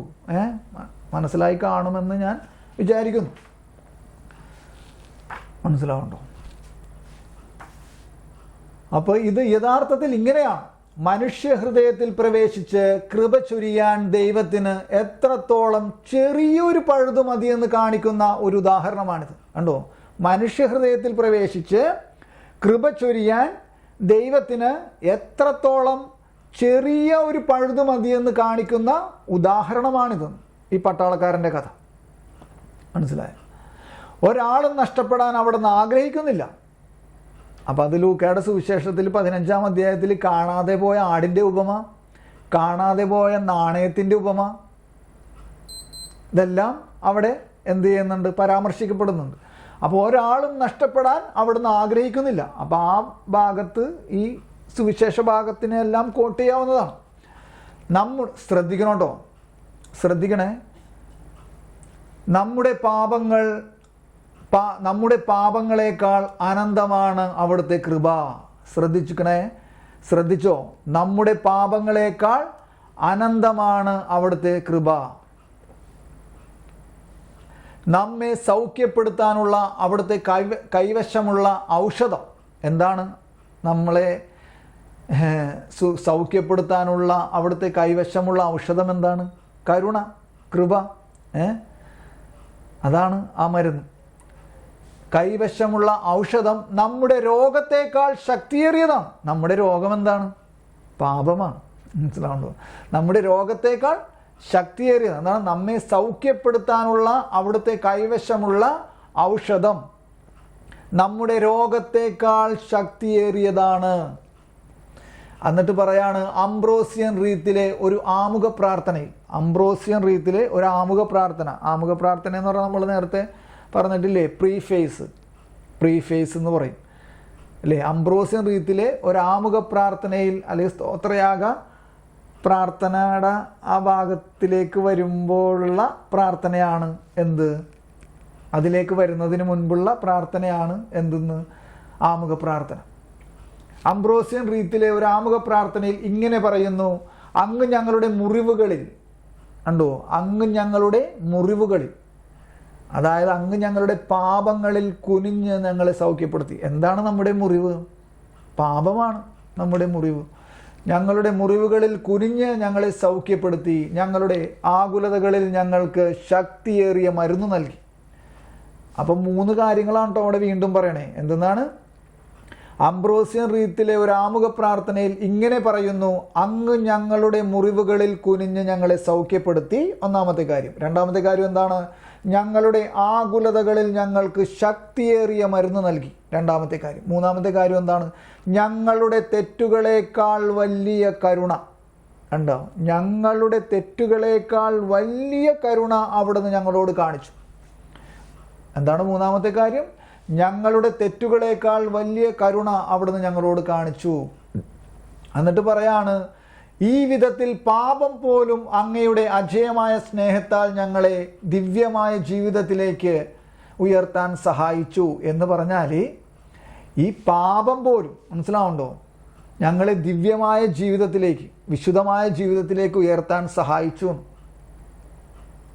ആ അർത്ഥത്തിലാണ് ഇത്. കണ്ടോ, ഇതൊക്കെ ഇപ്പം നമ്മളിപ്പോൾ എങ്ങനെ മനസ്സിലാക്കണത്? ഇപ്പം ഇവിടെ എഴുതിയിരിക്കുകയാണ് എന്താണ്? ഈ വിധത്തിൽ പാപം പോലും അങ്ങയുടെ അജേയമായ സ്നേഹത്താൽ ഞങ്ങളെ ദിവ്യമായ ജീവിതത്തിലേക്ക് ഉയർത്താൻ സഹായിച്ചു. അപ്പോൾ ഈ പാപം നമ്മുടെ ദിവ്യമായ ജീവിതത്തിലേക്ക് ഉയർത്താൻ നമ്മളെ സഹായിച്ചു. ഈ പാപം ഇത് കണ്ടോ, ഈ റോമൻ മിസല് ലത്തീൻ ആരാധനക്രമത്തിലെ ഈ ആരാധനക്രമ ലിറ്ററേച്ചർ പുസ്തകമാണ്. അപ്പോൾ ഇതിൽ പെസഹ പ്രഘോഷണം, അതായത് ഉദ്ധാനത്തിൻ്റെ അല്ലേ ശനിയാഴ്ച രാത്രി നമ്മൾ പാടുന്ന അല്ലേ ലത്തീൻ ആരാധനക്രമത്തിൽ പെസഹ പ്രഘോഷണം എന്ന ആരാധനക്രമത്തിലൊരു ഗാനരൂപമുണ്ട്, പെസഹ പ്രഘോഷണം എന്ന് പറഞ്ഞിട്ട്. അപ്പോൾ അവിടെ ഞാനതൊന്ന് വായിക്കട്ടെ. വായിക്കല്ല, ഇത് ഒരു ഗാനരൂപത്തിലാണ്. ആദത്തിൻ പിഴ കാരണമായി മർത്യനു വന്ന കടം വീട്ടി ക്രിസ്തു നമുക്കായി തൻ രക്തം ചിന്തിയൊഴിച്ച ശിക്ഷകളും. എന്നിട്ട് പറയാണ്, ആകയാൽ രക്ഷകൻ ആഗമിക്കാൻ ഹേതുവാം പാപമേ ഭാഗ്യപൂർണം എന്ന്. മനസ്സിലാവുണ്ടോ? അതായത് സഭ ആ രാത്രി ഏദൻ തോട്ടത്തിൽ നടന്ന പാപത്തെ ഭാഗ്യമെന്ന് മനസ്സിലാവുണ്ടോ? ഭാഗ്യമാണ്. ഉത്ഭവഭാവത്തെ ഭാഗ്യമായി കാണുന്നു സഭ. അങ്ങനെ പറഞ്ഞ് പാടി പ്രാർത്ഥിക്കുകയാണ്. മനസ്സിലാവുണ്ടോ? ഈ ആരാധനക്രമത്തിൽ എന്താണത് പ്രാർത്ഥിക്കണത്, അല്ലെങ്കിൽ എന്താണിത് പാടണത്? ഉദ്ദാനം അല്ലേ? ഉദ്ദാനത്തിൻ്റെ രാത്രിയിൽ ശനിയാഴ്ച പാതിരാ കുർബാന എന്നൊക്കെ നമ്മൾ പറയില്ലേ? ഉയിർപ്പ് ബലി തിരുനാളിൽ പെസഹ പ്രഘോഷണം, ലത്തീൻ ആരാധനക്രമത്തിലെ ആ വാക്കുകളെയാണ് ഞാൻ പറയണേ. കണ്ടോ? ആകയാൽ രക്ഷകൻ ആഗമിക്കാൻ ഹേതുവാം കാരണമായ പാപമേ. കണ്ടോ? ആകയാൽ രക്ഷകൻ ആഗമിക്കാൻ, അതായത് ഉത്ഭവഭാവം വന്നതുകൊണ്ടല്ലേ രക്ഷകൻ ആഗമിക്കാൻ കാരണമായത്. ആ ഉത്ഭവഭാവം ഇല്ലായിരുന്നെങ്കിലോ? അതുകൊണ്ട് രക്ഷകൻ ആഗമനം ചെയ്തു അല്ലേ? അപ്പോൾ ആ പാപം അല്ലേ, അതിന് കാരണമായ പാപത്തെ ഭാഗ്യപൂർണമെന്ന് സഭ പ്രഖ്യാപിക്കുകയാണ്. അല്ലെങ്കിൽ എന്താ പറയുക, എനിക്ക് വാക്ക് കിട്ടണില്ല. മനസ്സിലായല്ലോ നിങ്ങൾക്ക് കാര്യം അല്ലേ? അപ്പോൾ ആ അർത്ഥത്തിലാണ് ഒന്നും കൂടി ഈ വാക്കൊന്നും കൂടി വായിച്ചേ. നമ്മുടെ ഫ്രാൻസിസ് മാർപ്പാപ്പ ഈ വിധത്തിൽ പാപം പോലും, കണ്ടോ, ഈ വിധത്തിൽ പാപം പോലും അങ്ങയുടെ അജയമായ സ്നേഹത്തിൽ ഞങ്ങളെ ദിവ്യമായ ജീവിതത്തിലേക്ക് ഉയർത്താൻ സഹായിച്ചു. ഈ പാപം പോലും നമ്മളെ ദിവ്യമായ വിശുദ്ധമായ നമ്മുടെ ജീവിതത്തിലേക്ക് ഉയർത്താൻ നമ്മളെ സഹായിച്ചു എന്ന്. പാപം, അതായത് മറ്റൊരർത്ഥത്തിലും കൂടി ഇനിയും പറഞ്ഞാൽ, നമ്മളുടെ വ്യക്തിപരമായ ജീവിതത്തിൽ നമ്മൾക്ക് അനുഭവപ്പെടുന്ന തിന്മകൾ, നമ്മുടെ വ്യക്തിപരമായ ജീവിതത്തിൽ നമ്മൾക്ക് വന്നു ചേരുന്ന തിന്മകൾ, ആ തിന്മകളെ ദൈവത്തിന് നന്മകളാക്കി മാറ്റാൻ സാധിക്കും എന്നുള്ളത് നമ്മൾക്ക് അറിയാം അല്ലേ? നമ്മൾ പറഞ്ഞും കേട്ടിട്ടുണ്ട്, നമ്മൾ കുറേയൊക്കെ നമ്മുടെ ജീവിതത്തിൽ അനുഭവിച്ചിട്ടുമുണ്ട് അല്ലേ? ഇനി CCC 410 ആ ഭാഗത്ത് അവിടെ ഇങ്ങനെ പറയുന്നുണ്ട്, അതിപ്പോൾ എടുക്കണ്ട. അപ്പോൾ എന്തിനാണ് അങ്ങനെ ചെയ്യണത് കർത്താവ്? തിന്മ ഉണ്ടാകാൻ അനുവദിക്കണത് എന്തിനാണ്? മനസ്സിലായോ? തിന്മ ഉണ്ടാകാൻ അനുവദിക്കുന്നത് എന്തിന്? അപ്പോൾ തിന്മ ഉണ്ടാകാൻ അനുവദിക്കുന്നത് അതിൽ നിന്ന് രക്ഷാകരമായ നന്മകൾ. അത് ഞാനൊന്ന് വായിക്കട്ടെ. 410 CCC 410 നിങ്ങൊന്ന് എടുത്തേ. എന്തായാലും അത് വായിക്കാനാണ് അങ്ങനെ പ്രചോദനം കിട്ടണേ. 410 ആ ഗണ്ണിക എടുക്കും. 410 ഗണ്ണിക എടുത്തേ.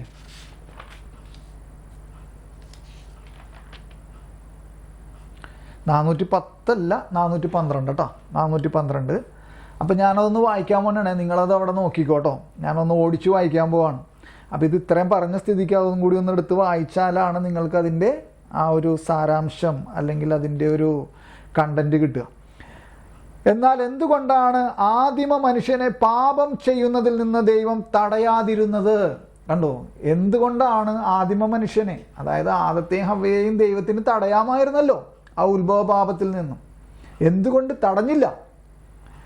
മഹാനായ വിശുദ്ധ ലയോ മറുപടി പറയുന്നു, പിശാചിന്റെ അസൂയ നമുക്ക് നഷ്ടമാക്കിയതിനേക്കാൾ, കണ്ടോ, പിശാചിന്റെ അസൂയ നമുക്ക് നഷ്ടമാക്കിയതിനേക്കാൾ വളരെയേറെ ദൈവാനുഗ്രഹങ്ങൾ ക്രിസ്തുവിൻ്റെ അവാച്യമായ കൃപ നമുക്ക്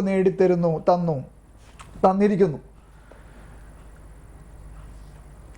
വിശുദ്ധ തോമസ് അക്വിനാസ് എഴുതി, ആദിമ പാപത്തിന് ശേഷവും, കണ്ടോ, ആദിമ പാപത്തിന് ശേഷവും, അതായത് ഉത്ഭവപാപത്തിന് ശേഷവും മഹത്തായ ഔന്നത്യത്തിലേക്ക് മനുഷ്യപ്രകൃതി ഉയർത്തപ്പെടുന്നതിന് തടസ്സമൊന്നുമില്ല. തിന്മ സംഭവിക്കാൻ ദൈവം അനുവദിക്കുന്നത്, ശ്രദ്ധിക്കണേ, തിന്മ സംഭവിക്കാൻ ദൈവം അനുവദിക്കുന്നത് അതിൽ നിന്ന് മഹത്തരമായ നന്മ പുറപ്പെടുവിക്കുന്നതിന് വേണ്ടിയാണ്.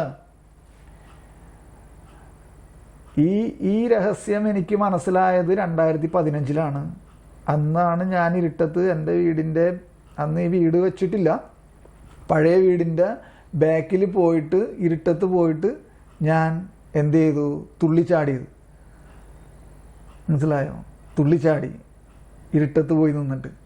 അന്ന് ആ ബൈബിളിൽ എന്താ, അപ്പം ആ ബൈബിളിൽ നിന്നാണ് എനിക്ക് എൻ്റെ ഉൽപ്പത്തിയുടെ പുസ്തകം 50-ാം അധ്യായം അല്ലേ, 50-ാം അധ്യായത്തിൽ 50-ാം അധ്യായം 20-21 അല്ലേ, ജോസഫ് സഹോദരങ്ങളോട് പറയണാണ്, നിങ്ങളെനിക്ക് തിന്മ ചെയ്തു, നിങ്ങളെനിക്ക് തിന്മ ചെയ്തു, പക്ഷെ ദൈവം അത് നന്മയാക്കി മാറ്റി എന്ന്. മനസ്സിലാവുണ്ടോ? ഞാനിപ്പോൾ ആ വചനം എടുത്ത് വായിക്കണില്ല. അങ്ങനെയൊക്കെ പറഞ്ഞാണ് ആ ഉൽപ്പത്തി പുസ്തകം അവസാനിക്കണത്. നിങ്ങളെനിക്ക് തിന്മ ചെയ്തു, പക്ഷെ ദൈവം അത് നന്മയാക്കി മാറ്റിയെന്ന്. ഉണ്ടോ? അപ്പോൾ തിന്മയെ നന്മയാക്കി മാറ്റുന്ന ദൈവം. അപ്പം നമ്മുടെ ജീവിതത്തിൽ എന്ത് പ്രശ്നങ്ങളുണ്ടായാലും ദുഃഖങ്ങളും ദുരിതങ്ങളും ഒക്കെ ഉണ്ടാകുമ്പോഴും നമ്മൾക്കൊരു പ്രത്യാശ വേണ്ടത് എന്താണ്? ആ പ്രത്യാശ ഇതാണ്, ഇന്ന് ഞാൻ അനുഭവിച്ചു കൊണ്ടിരിക്കുന്ന തിന്മ അത് മഹത്തരമായ നന്മയിലേക്കുള്ളൊരു പടി വാതിൽ ആണ് എന്നുള്ള ഒരു അവബോധമാണ് നമ്മളെ ആ പ്രത്യാശയിലേക്ക് നയിക്കുക.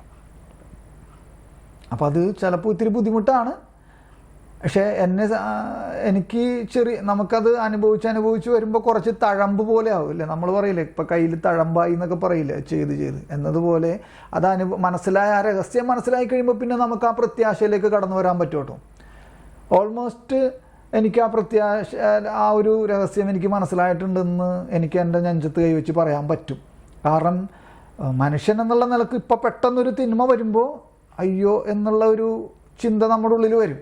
പക്ഷെ ഉടനെ അടുത്ത നിമിഷത്തിൽ എനിക്ക് ഉയർത്തെഴുന്നേക്കാൻ പറ്റും. കാരണം ഈ തിന്മ ദൈവം നന്മയാക്കി മാറ്റാൻ ശക്തിയുള്ളവനാണെന്ന് ഞാൻ വിശ്വസിക്കുന്നുണ്ടെന്ന് മാത്രമല്ല, ഞാനത് അനുഭവിച്ചതുമാണ്.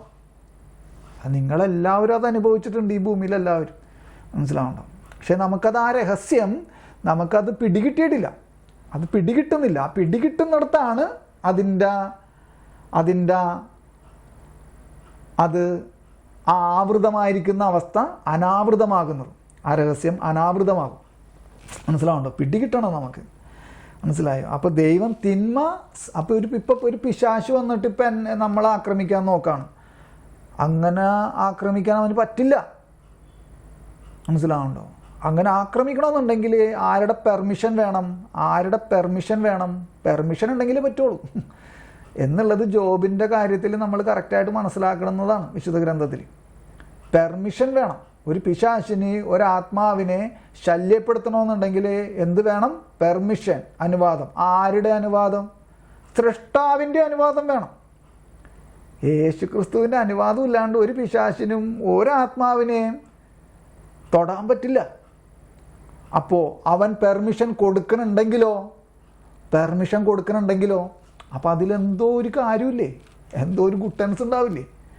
വെറുതെ കൊടുക്കില്ലല്ലോ. മനസ്സിലാവുണ്ടോ? അപ്പോൾ തിന്മ സംഭവിക്കാൻ ദൈവം അനുവദിക്കുന്നത് അതിൽ നിന്ന് മഹത്തായ നന്മ പുറപ്പെടുത്തുന്നതിന് വേണ്ടിയാണ്. വിശുദ്ധ പൗലോസ് ഇങ്ങനെ പറയുന്നു, പാപം വർദ്ധിച്ചിടത്ത് ദൈവകൃപ അതിലുപരിയായി വർദ്ധിച്ചു. കണ്ടോ?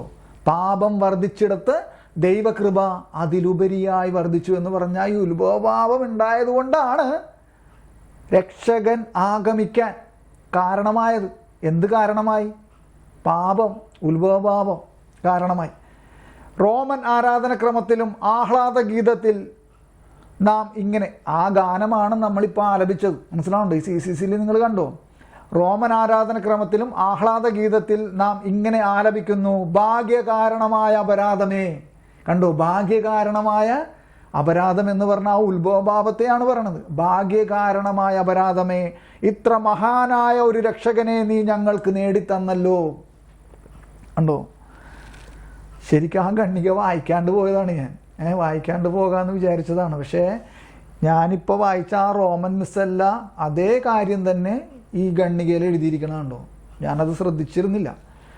അതെനിക്കറിയാം, പക്ഷേ അതവിടെ എഴുതിയിട്ട്, പക്ഷേ എന്നാലും ഞാനത് അത്ര കാര്യമാക്കി എടുത്തില്ല. പക്ഷേ അതെല്ലാം കറക്റ്റ് അത് വായിക്കാൻ ഉള്ളൊരു പ്രേരണ കിട്ടുകയും, മനസ്സിലാവുണ്ടോ? അപ്പോൾ ഇപ്പം എന്തിനാണിത് ഇത്രയും പറഞ്ഞതെന്നറിയോ? ഈ റോമൻ മിസ്സലിലെ കാര്യവും ഇപ്പം ഈ 410 CCC എടുത്ത് വായിക്കാനൊക്കെ കാരണം എന്താണ്? ഈ ഒറ്റ വാക്കാണ്. എന്താണ് ഈ ഒറ്റ വാക്ക്? ഈ വിധത്തിൽ പാപം പോലും ഞങ്ങളെ ദിവ്യമായ ജീവിതത്തിലേക്ക് ഉയർത്താൻ സഹായിച്ചു. ഈ വിധത്തിൽ പാപം പോലും. അപ്പം നമ്മുടെ പാപത്തിൽ നിന്ന് നമ്മൾ വില കുറച്ച് കാണണ്ട, മനസ്സിലാകണ്ടോ? അതെല്ലാം ഒരു ഡിപ്പോസിറ്റാണ്, മറ്റൊരർത്ഥത്തിൽ പറഞ്ഞതെന്ന് വെച്ചിട്ട് പാപം ചെയ്യാൻ പോകണം എന്നല്ല കേട്ടോ അർത്ഥം, പോകണ്ട. ഞാൻ പറഞ്ഞത് മനസ്സിലായോ? പാപം ചെയ്യണമെന്നല്ല പറഞ്ഞത്. എങ്ങാനും നമ്മൾ പാപത്തിലായി പോയാലും നീ വയസ്സനായി പോയി എന്ന് നീ വിചാരിക്കണ്ട, മനസ്സിലായോ? ഫ്രാൻസിസ് മാർപ്പാപ്പയുടെയും ബെനഡിക്റ്റ് 16 മാർപ്പാപ്പയുടെയൊക്കെ എല്ലാമേ ഓരോ വാക്കുകളെ, അവരെഴുതുന്ന ഓരോ വാക്കുകൾ വളരെ ലഘുവായിട്ട് എഴുതും, പക്ഷെ വളരെ ആഴത്തിലേക്ക് നമ്മളെ കൊണ്ടുപോകും. വളരെ ലളിതമായിരിക്കും, പക്ഷെ നമ്മളതിൻ്റെ ആ ആഴത്തിലേക്ക് നമ്മളെ കൊണ്ടുപോകും. പലപ്പോഴും അത് വായിക്കുന്നവർക്കറിയാം, അവരുടെ എല്ലാം പ്രബോധനങ്ങളൊക്കെ വായിക്കുമ്പോൾ അതറിയാം വായിക്കുന്നവർക്ക്. അപ്പോൾ ഈ ഒരു വാക്കിനെ പറയാനാണ് ഇത്രയും പറഞ്ഞേ, മനസ്സിലാവുണ്ടോ? ഞാനതങ്ങനെ അങ്ങോട്ട് പോകാമെന്ന് വിചാരിച്ചതാണ്, പക്ഷേ ഇപ്പോൾ നിങ്ങൾക്കത് മനസ്സിലായോ എന്ന് എനിക്കറിയില്ല. മനസ്സിലായോ? ഈ വിധത്തിൽ പാപം പോലും അങ്ങയുടെ അജയമായ സ്നേഹത്താൽ ഞങ്ങളെ ദിവ്യമായ ജീവിതത്തിലേക്ക് ഉയർത്താൻ സഹായിച്ചു. അത് 16-ാമത്തെ ഞായർ, അത് അംബ്രോസ്യൻ റീത്തിലെ അല്ലേ ആമുഖ ഗീതിയിലാണ് ഈ പറയണേ. അംബ്രോസ്യൻ റീത്തിലെ ആരാധനക്രമത്തിലെ ആമുഖ ഗീതിയിലുള്ള പ്രാർത്ഥനയാണ് നമ്മളിപ്പോൾ വായിച്ചത് കേട്ടോ. 16-ാമത്തെ ഞായർ. എന്നിട്ട് പിന്നെ ഫ്രാൻസിസ് മാർപ്പാപ്പ അടുത്ത കാര്യത്തിലേക്ക് കടക്കുകയാണ്. എന്നിട്ട് പറയാണ്, എൻ്റെ പഴയകാല ജീവിതത്തിലേക്കും അനുഭവങ്ങളിലേക്കും പിന്തിരിഞ്ഞ് നോക്കുമ്പോൾ 1953 സെപ്റ്റംബർ 21 ദൈവം എൻ്റെ അരികിലേക്ക് വന്നു. അത്ഭുതത്താൽ എന്നെ നിറച്ചു. അതുകൊണ്ട് ഞാൻ എപ്പോഴും പറഞ്ഞിട്ടുണ്ട്, ദൈവം നമ്മേക്കാൾ മുമ്പിലാണ് നമ്മുടെ ജീവിതത്തിൽ ഇടപെടുക. ശ്രദ്ധിക്കണം കേട്ടോ, ഈ വാക്കിനെ നിങ്ങൾ ശ്രദ്ധിച്ചോ? അതുകൊണ്ട് ഞാൻ പലപ്പോഴും പറഞ്ഞിട്ടുണ്ട്, എന്താണ്? ദൈവം നമ്മേക്കാൾ മുമ്പിലാണ് നമ്മുടെ ജീവിതത്തിൽ ഇടപെടുക. ദൈവം നമ്മേക്കാൾ മുമ്പിൽ നമ്മുടെ ജീവിതത്തിൽ ഇടപെടും. നമ്മളെപ്പോഴും വിചാരിക്കാറുണ്ട്, പല കാര്യങ്ങളും നമ്മൾ അനുഭവിക്കുമ്പോഴേ, കുടുംബപരമായാലും വ്യക്തിപരമായാലും സാമൂഹികപരമായാലും പ്രാർത്ഥനാ ജീവിതത്തിലായാലും എല്ലായിടത്തും നമ്മൾ ചില കാര്യങ്ങളിലേക്ക് കടക്കുമ്പോൾ അല്ല അനുഭവിക്കേണ്ടി വരുമ്പോൾ നമ്മൾ അങ്ങനെ പ്രാർത്ഥിക്കുക, അല്ലെങ്കിൽ ഇങ്ങനെ ചിന്തിക്കും. എന്ത് ചിന്തിക്കും? കർത്താവേ, നീ ഇപ്പോഴല്ലേ ഇടപെടേണ്ടത്, ഇനി ഇപ്പം ഇടപെട്ടില്ലെങ്കിൽ ഇനി എപ്പോൾ ഇടപെടാനാ? മനസ്സിലാവുണ്ടോ? ഇനി എപ്പോൾ ഇടപെട്ടിട്ട് എന്താ കാര്യം? ഇതല്ലേ ഉചിതമായ സമയം എന്ന് നിങ്ങൾ ഓരോരുത്തരും പറഞ്ഞിട്ടുണ്ടാവില്ലയോ? ഞാൻ പറഞ്ഞിട്ടുണ്ട്, ഇപ്പോഴും ചിലപ്പോഴെല്ലാം പറയാറുണ്ട്. മനസ്സിലാവുണ്ടോ? ഇപ്പോഴെങ്കിലും നീ ഇടപെട്ടില്ലെങ്കിൽ പിന്നെ എപ്പോൾ ഇടപെടാനാ? മനസ്സിലാവുണ്ടോ? പക്ഷെ ഇവിടെ എഴുതിയേക്കണം നോക്കിയേ, ദൈവം നമ്മേക്കാൾ മുമ്പിലാണ് നമ്മുടെ ജീവിതത്തിൽ ഇടപെടുക. ആ അർത്ഥത്തിലാണ് ഈ വചനത്തിലെ കർത്താവ് വൈകില്ല അല്ലേ? വൈകില്ല. ദൈവം നമ്മേക്കാൾ മുമ്പിലാണ് നമ്മുടെ ജീവിതത്തിൽ ഇടപെടുക. അവിടുന്ന് നമ്മെ എപ്പോഴും കാത്തിരിക്കുകയാണ്. അവിടുത്തെ കാരുണ്യത്തെക്കുറിച്ച് ഇങ്ങനെ പറയാൻ കഴിയും, ദൈവത്തിൻ്റെ കാരുണ്യം നമ്മുടെ മുറിവുകൾ സുഖപ്പെടുത്തുന്നു. മുറിവുകൾ എന്ന് പറഞ്ഞാൽ മനസ്സിലായല്ലോ, അല്ലേ? നമ്മുടെ പാപത്തെ സുഖപ്പെടുത്തും. അത് നമുക്ക് ആവശ്യമാണെന്ന് മുൻകൂട്ടി തന്നെ അവിടുന്ന് അറിയുന്നു. തൻ്റെ പാപമോചനവും അനുകമ്പയും പ്രദർശിപ്പിക്കാൻ ഏറ്റവും ചെറുതായ ഒരു സ്ഫുരണത്തിനായുള്ള, കണ്ടോ, ഏറ്റവും ചെറിയ, അതാണ് ഏറ്റവും ചെറിയൊരു തുറന്നു കിട്ടലിന് വേണ്ടി, ആ സ്ഫുരണത്തിനായുള്ള ഇടം തേടിയാണ് ദൈവം കാത്തിരിക്കുന്നത്. അതാണ് ആ ഏറ്റവും ചെറിയ തുറന്നു കിട്ടൽ കിട്ടിയാൽ മതി, ഒട്ടനെ പാപമോചനം കിട്ടും, ഒട്ടനെ കർത്താവ് കരുണ കൊണ്ടുവരും. മനസ്സിലാവുണ്ടോ? നിനക്ക് അനുദപിക്കാൻ കഴിയാത്തതിൽ നീ അനുദപിക്കുന്നുണ്ടോ? ഉണ്ട്. എന്നാ നിനക്ക് പാപമോചനം ലഭിക്കാൻ നീ യോഗ്യതയുള്ള ആളാണ്, അർഹതപ്പെട്ട ആളാണ്. മനസ്സിലാവുണ്ടോ? അപ്പോൾ ആ സ്ഫുരണത്തിനായുള്ള ഇടം തേടിയാണ് ദൈവം കാത്തിരിക്കുന്നത്. അവിടുത്തെ കാരുണ്യത്തിൻ്റെ ആർദ്രതയാൽ സ്പർശിക്കുകയും ആകർഷിക്കുകയും ചെയ്ത ഒരാൾക്ക് മാത്രമേ അതിൻ്റെ മൂല്യം അറിയാൻ കഴിയൂ. കണ്ടോ? ഇത്തരത്തിലുള്ള അനുഭവങ്ങളുണ്ടെങ്കിൽ മാത്രമേ എന്ത് പറ്റുള്ളൂ എന്ന്, ഇതേപോലത്തെ കരുണ അനുഭവിക്കാൻ. ഇതൊക്കെ ശരിക്ക് എൻ്റെ ജീവിതത്തിൽ എനിക്ക് കുറേയും കൂടി അടിവരയിട്ട് പറയാൻ പറ്റും കേട്ടോ. അടിവരയിട്ട് തന്നെ പറയാൻ പറ്റും. എന്താ പറയണേ? കൺഫർമേഷൻ അല്ലേ? നല്ലോണം സീല് കുത്തി പറയാൻ പറ്റും എനിക്ക്. എന്തെന്ന് പറയാൻ പറ്റും? അവിടുത്തെ കാരുണ്യത്തിൻ്റെ ആർദ്രതയാൽ സ്പർശിക്കുകയും ആകർഷിക്കുകയും ചെയ്ത ഒരാൾക്ക് മാത്രമേ അതിൻ്റെ മൂല്യം അറിയാൻ കഴിയൂ. അപ്പം അതിൻ്റെ മൂല്യം അറിയാൻ എനിക്ക് കഴിഞ്ഞിട്ടുണ്ടോ എന്ന് ചോദിച്ചാൽ കഴിഞ്ഞിട്ടുണ്ടെന്ന് എനിക്ക് മുദ്ര കുത്തി എനിക്ക് പറയാൻ പറ്റും. ഇക്കാരണത്താൽ യേശുവിൻ്റെ കാരുണ്യവുമായി ഞാൻ കണ്ടുമുട്ടുന്ന ഇടം എൻ്റെ പാപമാണെന്ന് ഞാൻ പലപ്പോഴും പറഞ്ഞിട്ടുണ്ട്. ഇത് ഫ്രാൻസിസ് മാർപ്പാപ്പയാണ് പറയണതെന്ന് ആലോചിക്കണം കേട്ടോ. അപ്പം അന്ന് ഫ്രാൻസിസ് മാർപ്പാപ്പയായിട്ടില്ല. മനസ്സിലാവുണ്ടോ?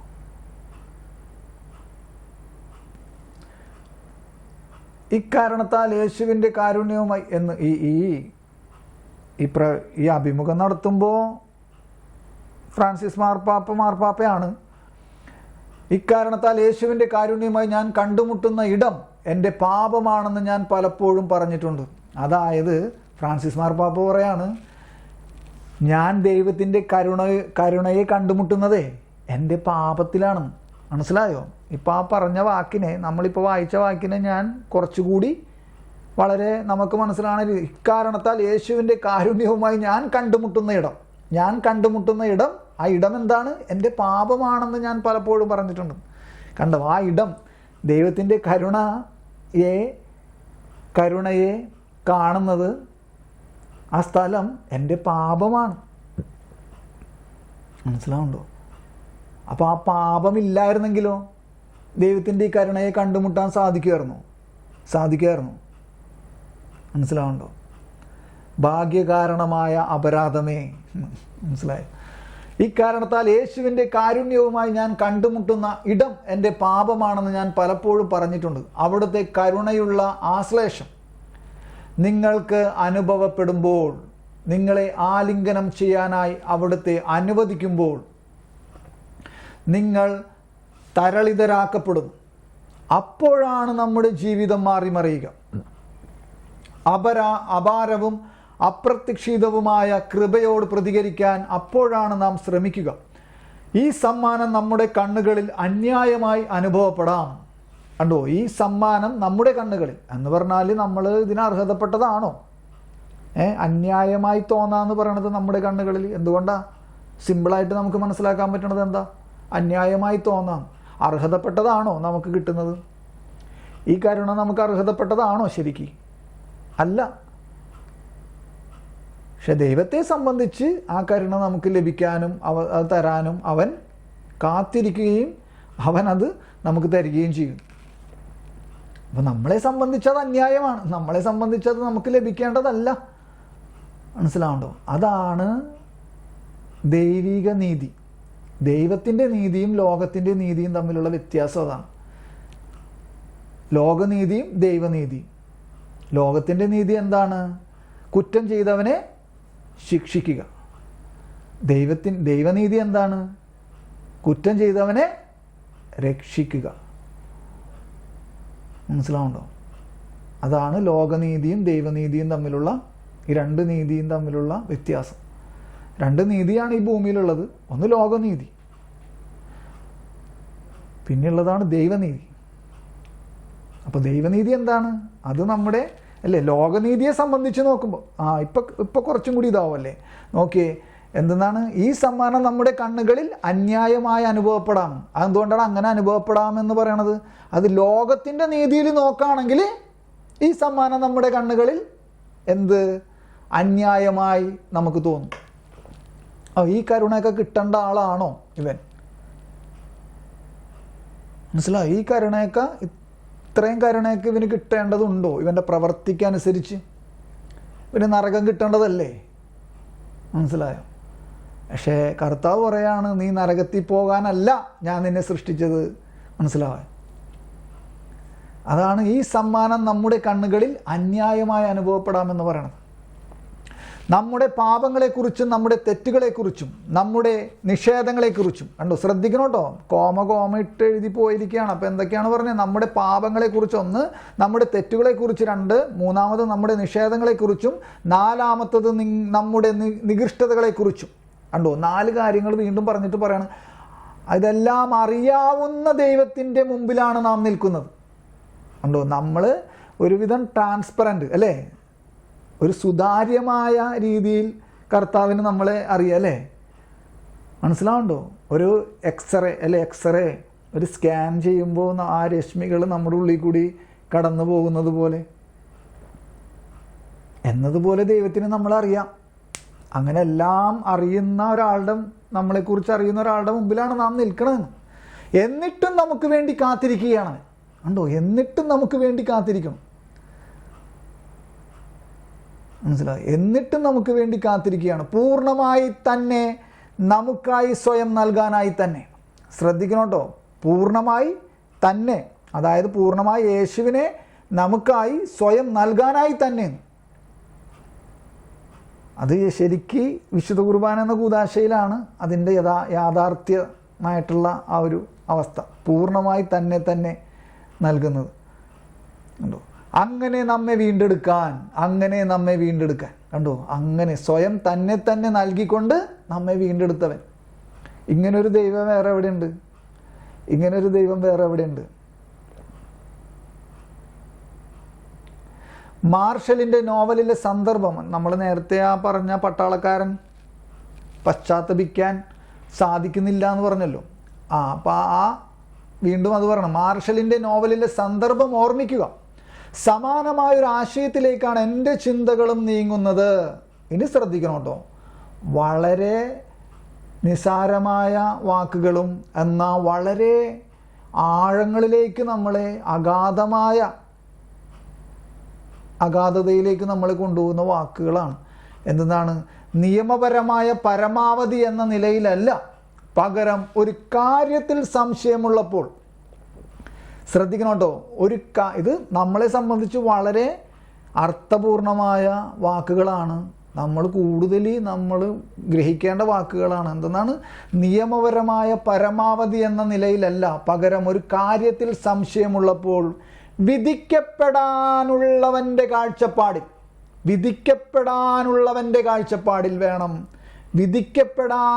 കാഴ്ചപ്പാടിൽ വേണം തീരുമാനമെടുക്കാൻ എന്നതാണത്. നമ്മൾ എപ്പോഴെങ്കിലും നമ്മുടെ മുമ്പിൽ കുറ്റം ചെയ്ത് വരുന്ന ആളെ വിധിക്കുമ്പോൾ എന്തർത്ഥത്തിലാണ് നമ്മൾ വിധിക്കണത്? ഞാനായാലും, മനസ്സിലാവുണ്ടോ? ഞാനും പലരും വിധിച്ച് സംസാരിക്കുന്നുണ്ട് പലപ്പോഴും. അപ്പോൾ നമ്മൾ ഒരിക്കലും വിധിക്കപ്പെടാനുള്ള ആളല്ലേ. ആ വിധിക്കപ്പെടാനുള്ളവൻ്റെ കാഴ്ചപ്പാടിലാണോ നമ്മൾ ഈ ആളെ വിധിക്കണത്? മനസ്സിലാവുണ്ടോ? ഈശോ പറഞ്ഞു, എന്താണ്? ആരെയും വിധിക്കരുത്, നീ വിധിക്കുന്ന വിധിയാൽ തന്നെ നീയും വിധിക്കപ്പെടും. മത്തായിയുടെ സുവിശേഷം 7-ാം അധ്യായത്തിലല്ല, അവിടെ തന്നെ മത്തായിയുടെ സുവിശേഷം 18-ാം അധ്യായത്തിൽ 21-ാമത്തെ തുടങ്ങുന്ന വചനങ്ങൾ അല്ലേ? അതൊന്ന് വായിച്ചേ, അതൊന്ന് നമുക്ക് വായിക്കണം. മത്തായിയുടെ സുവിശേഷം എടുത്തേ, നിങ്ങൾ എടുത്തേ, 18-ാം അധ്യായം എടുത്തേ. മത്തായിയുടെ സുവിശേഷം 18-ാം അധ്യായം 21 മുതലുള്ള വചനങ്ങൾ നമുക്കൊന്ന് വായിക്കാം. 21 മുതലുള്ള വചനങ്ങൾ നമുക്കൊന്ന് വായിക്കാം. 21 മുതൽ വേഗം എടുത്തോട്ടോ, നമുക്ക് വേഗം പറഞ്ഞ് നിർത്തണത്. നിർധനനായ ഭൃത്യൻ്റെ ഉപമ.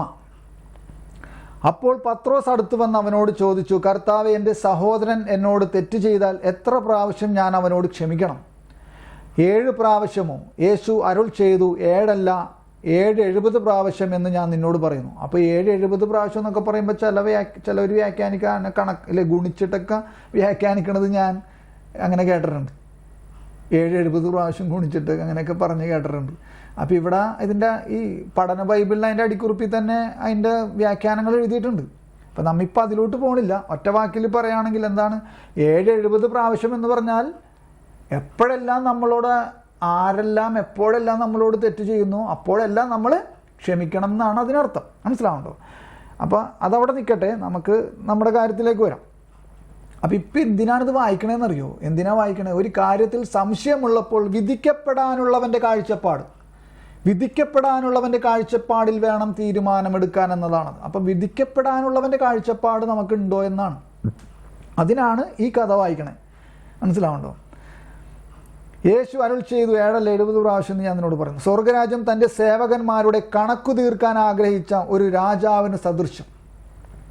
കണക്ക് തീർക്കാൻ ആരംഭിച്ചപ്പോൾ 10,000 താലന്ത് കടപ്പെട്ടിരുന്ന ഒരുവനെ അവൻ്റെ മുമ്പിൽ കൊണ്ടു. അപ്പോൾ 10,000 താലന്തും ഒരു ധനാറയും ഇതെല്ലാം അതിൻ്റെ അടിക്കുറിപ്പിലൊക്കെ ഉണ്ട് കേട്ടോ. അത് നിങ്ങൾ പിന്നീട് നോക്കിയാൽ മതി.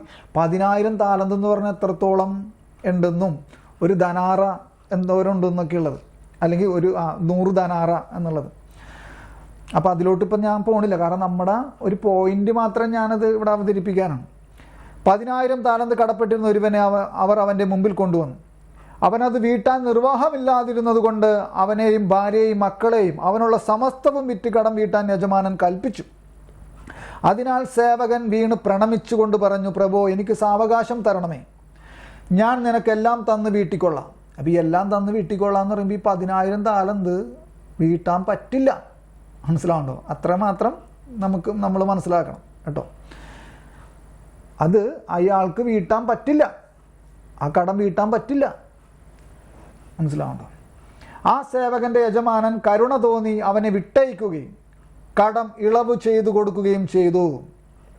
അവൻ പുറത്തിറങ്ങിയപ്പോൾ തനിക്ക് 100 ധനാറ കടപ്പെട്ടിരുന്ന സഹസേവകരിൽ ഒരുവനെ കണ്ടുമുട്ടി.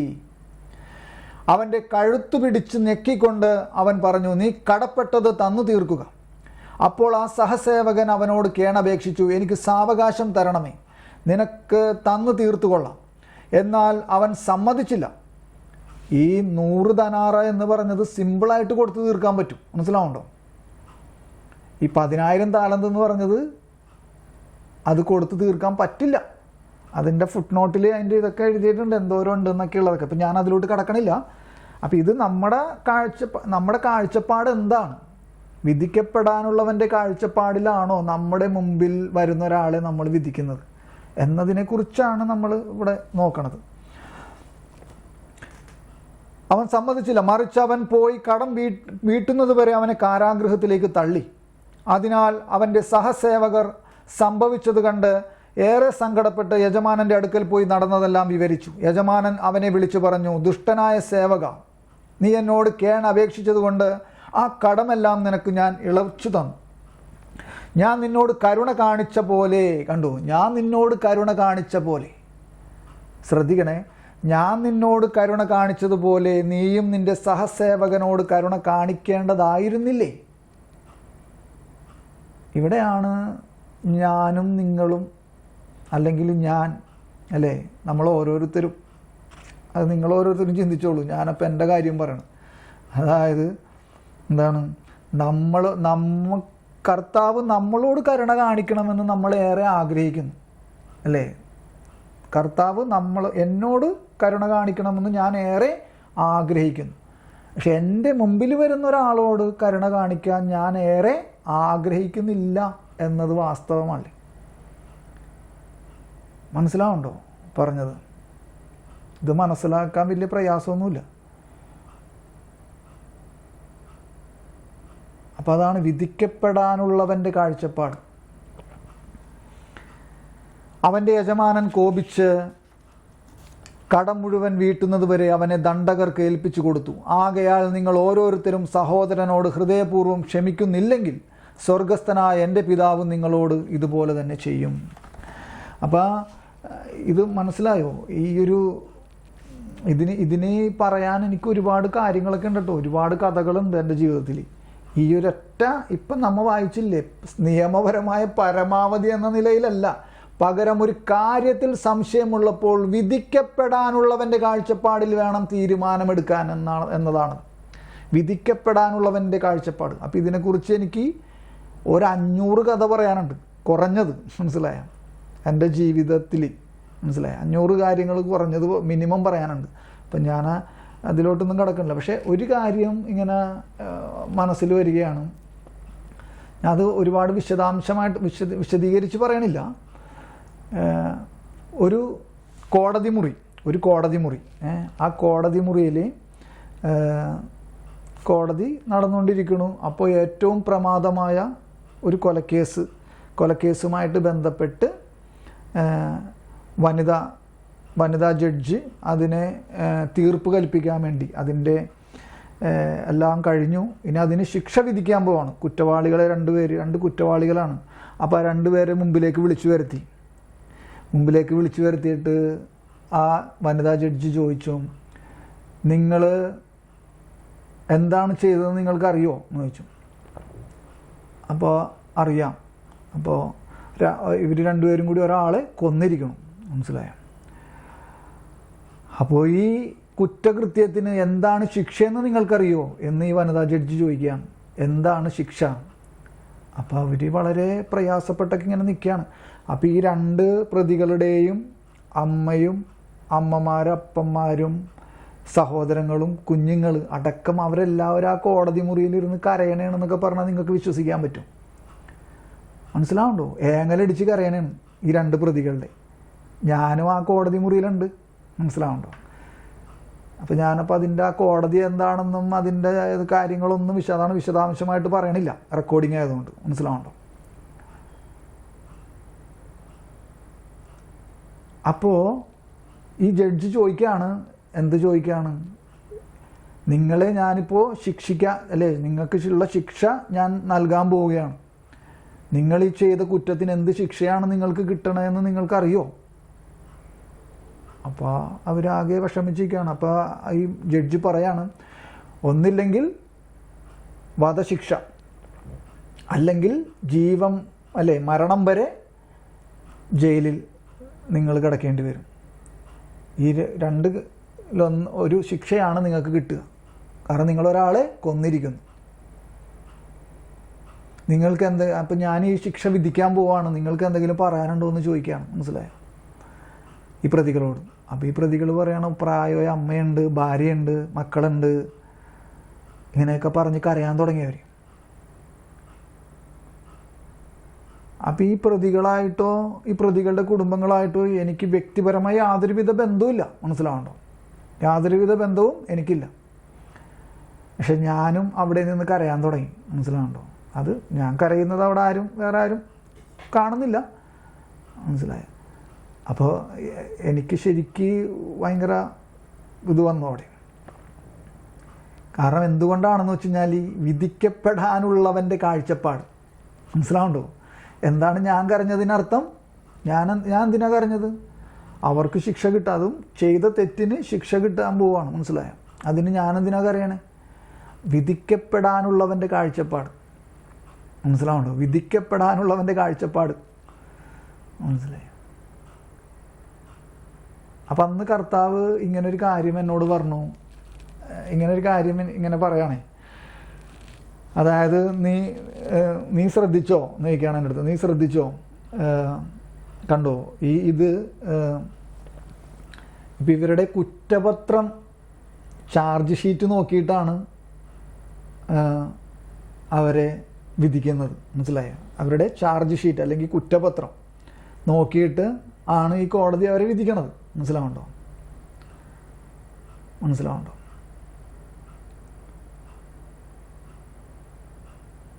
അവരുടെ ഹൃദയത്തെ നോക്കി, അവരുടെ ഹൃദയാവസ്ഥ നോക്കാൻ പറ്റണുണ്ടോ എന്ന് ചോദിക്കണം കർത്താവ്. അവരുടെ ഹൃദയത്തിൻ്റെ അവസ്ഥയെ, അത് ലോകനീതിയുടെ കാര്യത്തിൽ പോയിട്ട് നമുക്ക് അത് പറയാൻ പറ്റുമോ? അവരുടെ ഹൃദയാവസ്ഥ നോക്കണമെന്ന്, മനസ്സിലാവുണ്ടോ? ഞാനതിനെക്കുറിച്ച് കൂടുതൽ പറയണില്ല, അതിൽ വേറെ കുറേ കാര്യങ്ങളൊക്കെ ഉണ്ട്. അപ്പോൾ ഇത് മനസ്സിലായോ? വിധിക്കപ്പെടാനുള്ളവൻ്റെ കാഴ്ചപ്പാടിൽ വേണം തീരുമാനമെടുക്കാൻ എന്നതാണത്. ഇത് നമ്മൾ ഓരോരുത്തരെയും ഞാനും നമ്മൾ ഓരോരുത്തർക്കും വ്യക്തിപരമായിട്ടുള്ള ഒരു എന്താ പറയണേ, ഒരു കാര്യമാണിത്, അല്ലേ? എന്തെന്ന് നിയമപരമായ പരമാവധി എന്ന നിലയിലല്ല, പകരം ഒരു കാര്യത്തിൽ സംശയമുള്ളപ്പോൾ വിധിക്കപ്പെടാനുള്ളവൻ്റെ കാഴ്ചപ്പാട് കണ്ടോ? നിയമപരമായിട്ടുള്ള രീതിയിലല്ല കർത്താവ് അവിടെ നോക്കണത്, മനസ്സിലാവുണ്ടോ? ചാർജ് ഷീറ്റ് നോക്കിയിട്ടല്ല കർത്താവ് വിധിക്കണത്, മനസ്സിലാവുണ്ടോ? കർത്താവ് വിധിക്കുന്നത് അവൻ്റെ ഹൃദയം നോക്കിയിട്ടാണ്, മനസ്സിലായി? കുറ്റപത്രം നോക്കിയിട്ടല്ല, മനസ്സിലാവുണ്ടോ? നിയമപരമായ പരമാവധി എന്ന നിലയിലല്ല, പകരം ഒരു കാര്യത്തിൽ സംശയമുള്ളപ്പോൾ വിധിക്കപ്പെടാനുള്ളവൻ്റെ കാഴ്ചപ്പാടിൽ വേണം തീരുമാനമെടുക്കാൻ എന്നതാണത്. എന്നിട്ടും പ്രത്യക്ഷമായി ബന്ധപ്പെട്ടിരിക്കുന്ന അംഗവിക്ഷേപങ്ങൾ പ്രധാനമാണ്. എന്നിട്ടും പ്രത്യക്ഷമായി ബന്ധപ്പെട്ടിരിക്കുന്ന അംഗവിക്ഷേപങ്ങൾ, അതായത് ആംഗ്യങ്ങൾ. ഇപ്പം മിക്കവരും എന്നെ മിക്കവരും അല്ല, ചില ആൾക്കാർ, മിക്കവരടുത്ത് ഞാൻ ഇങ്ങനെ പ്രവർത്തിക്കുമ്പോൾ ചില ആൾക്കാർ എന്നെ പരിഹസിക്കുകയും ഇങ്ങനെ കളിയാക്കുകയും ചെയ്തിട്ടുണ്ട്. എന്ത് ചെയ്യുമ്പോൾ ഞാൻ മുട്ടുകുത്തി ഇങ്ങനെ മാപ്പ് ചോദിക്കുന്ന സിറ്റുവേഷനൊക്കെ ഉണ്ടായിട്ടുണ്ട് പലരിടത്ത്. അപ്പോൾ എന്ത് ചെയ്യും, ചിലവരത് അതിൻ്റെ മൂല്യം അറിയില്ല. അതാണ് ഞാൻ പറഞ്ഞത്, ആ മൂല്യം അറിയണമെങ്കിൽ ആ കരുണ നമ്മൾ അനുഭവിച്ചവരാകണ്ടേ, എന്നാലല്ലേ ആ മൂല്യം അറിയുള്ളൂ. അപ്പോൾ ആ മൂല്യം അറിയണില്ല, അല്ലെങ്കിൽ അതിൻ്റെ യഥാർത്ഥ അവസ്ഥ എന്തിനാണ് ഞാൻ മുട്ടുകുത്തിയേക്കണേന്ന് പോലും ആ മുമ്പിൽ നിൽക്കുന്ന ആൾക്ക് മനസ്സിലാക്കാൻ കഴിവില്ല. പോയില്ലേ അങ്ങനെയാണെങ്കിൽ? ഞാൻ ഒരാളുടെ മുമ്പിൽ മുട്ടുകുത്തുന്നത് എന്തിനാണ്? എന്തിനെ പ്രതിയാണ് മുട്ടുകുത്തിയിരിക്കണത്? ക്രിസ്തുവിനെ പ്രതിയാണ്. മനസ്സിലായ എന്ന് മനസ്സിലാക്കുന്നിടത്താണത്. മനസ്സിലായി. അപ്പോൾ ആ എന്നിട്ടും പ്രത്യക്ഷമായി ബന്ധപ്പെട്ടിരിക്കുന്ന അംഗവിക്ഷേപങ്ങൾ പ്രധാനമാണ്. ഒരാൾ കുമ്പസാരത്തിന് സന്നദ്ധനാകുക എന്നത് തന്നെ, ശ്രദ്ധിക്കണേ, ഒരാൾ കണ്ടോ, അംഗവിക്ഷേപങ്ങൾ പ്രധാനമാണെന്ന് പറഞ്ഞിട്ട് പറയാണ്, ഒരാൾ കുമ്പസാരത്തിന് സന്നദ്ധനാകുന്നത് തന്നെ ആകുക എന്നത് തന്നെ അനുതാപത്തിനൊരുങ്ങുന്നുവെന്ന സൂചന നൽകുന്നു. കണ്ടോ, അതും ഒരു അംഗവിക്ഷേപമാണ്. മനസ്സിലായോ? കുമ്പസാരത്തിന് ഒരുങ്ങുന്നു എന്നത് തന്നെ അനുതാപത്തിനൊരുങ്ങുന്നുവെന്ന സൂചന നൽകുന്നു. ചിലപ്പോൾ ആ ബോധ്യമില്ലെങ്കിൽ പോലും, കണ്ടോ, ആ ബോധ്യത്തോടുകൂടി ആയിരിക്കണം എന്നില്ല കുമ്പസാരിക്കാൻ നമ്മൾ ഒരുങ്ങണത്. പ്രാരംഭമായുള്ള ആ പ്രേരണ ഇല്ലെങ്കിൽ പോലും ആ വ്യക്തി അവിടെ ഉണ്ടാവില്ല. കണ്ടോ, കുമ്പസാരിക്കണമെന്ന ആ ഒരു തോന്നലില്ലെങ്കിൽ ആ വ്യക്തി അവിടെ ഉണ്ടാവില്ല. അവൻ അവിടെ ആയിരിക്കുന്നത് തന്നെ മാറ്റത്തിനുള്ള സാക്ഷ്യമാണ്. കണ്ടോ, നമ്മൾ കുമ്പസാരക്കൂട്ടിലേക്ക് നടക്കുന്നതും അവിടെ ആയിരിക്കുന്നതും, ആ കുമ്പസാരക്കൂടിനടുത്ത് ചുറ്റിപ്പറ്റി നിൽക്കുന്നത് തന്നെ, വെറുതെ ചുറ്റിപ്പറ്റി നിന്നാൽ പോരാ, കുമ്പസാരിക്കണമെന്ന അനുതാപത്തോടു കൂടിയുള്ള നമ്മുടെ അവിടെ ഉള്ള അതൊക്കെ അല്ലേ നമ്മുടെ ആംഗ്യങ്ങളും അംഗവിക്ഷേപങ്ങളുമാണ്. അതുവരെ മാറ്റത്തിനുള്ള സാക്ഷ്യമാണ്.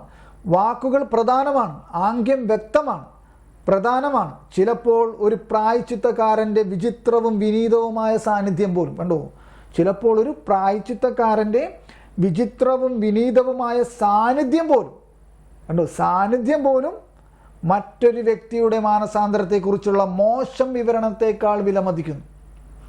കണ്ടോ, ഒരു സാന്നിധ്യം പോലും മറ്റൊരു വ്യക്തിയുടെ മാനസാന്തരത്തെക്കുറിച്ചുള്ള മോശം വിവരണത്തെക്കാൾ വിലമതിക്കുന്നു. അപ്പം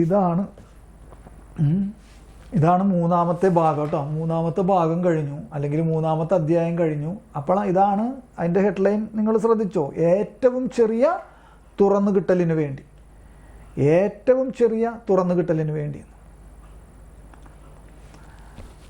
അപ്പോൾ നമുക്ക് ഒന്ന് പ്രാർത്ഥിക്കാം. Hallelujah, praise you Lord, thank you Lord, praise you Jesus, hallelujah, hallelujah, thank you Lord, praise you Lord, praise you Jesus, hallelujah, thank you Lord, praise you Lord, praise you Jesus, hallelujah, hallelujah, hallelujah, thank you Lord, praise you Lord, praise you Jesus, hallelujah. നിത്യം പിതാവിൻ്റെയും പുത്രൻ്റെയും പരിശുദ്ധാത്മാവിൻ്റെയും നാമത്തിൽ ആമേൻ. വിശുദ്ധ കുരിശിൻ്റെ അടയാളത്താലെ ഞങ്ങളുടെ ശത്രുക്കളിൽ നിന്നും ഞങ്ങളെ രക്ഷിക്കണേ ഞങ്ങളുടെ തമ്പുരാനെ. പിതാവിൻ്റെയും പുത്രൻ്റെയും പരിശുദ്ധാത്മാവിൻ്റെയും നാമത്തിൽ ആമേൻ. ഈശോ മിശിഹായ്ക്ക് സ്തുതിയായിരിക്കട്ടെ, എപ്പോഴും എപ്പോഴും സ്തുതിയായിരിക്കട്ടെ. നോക്കട്ടെ.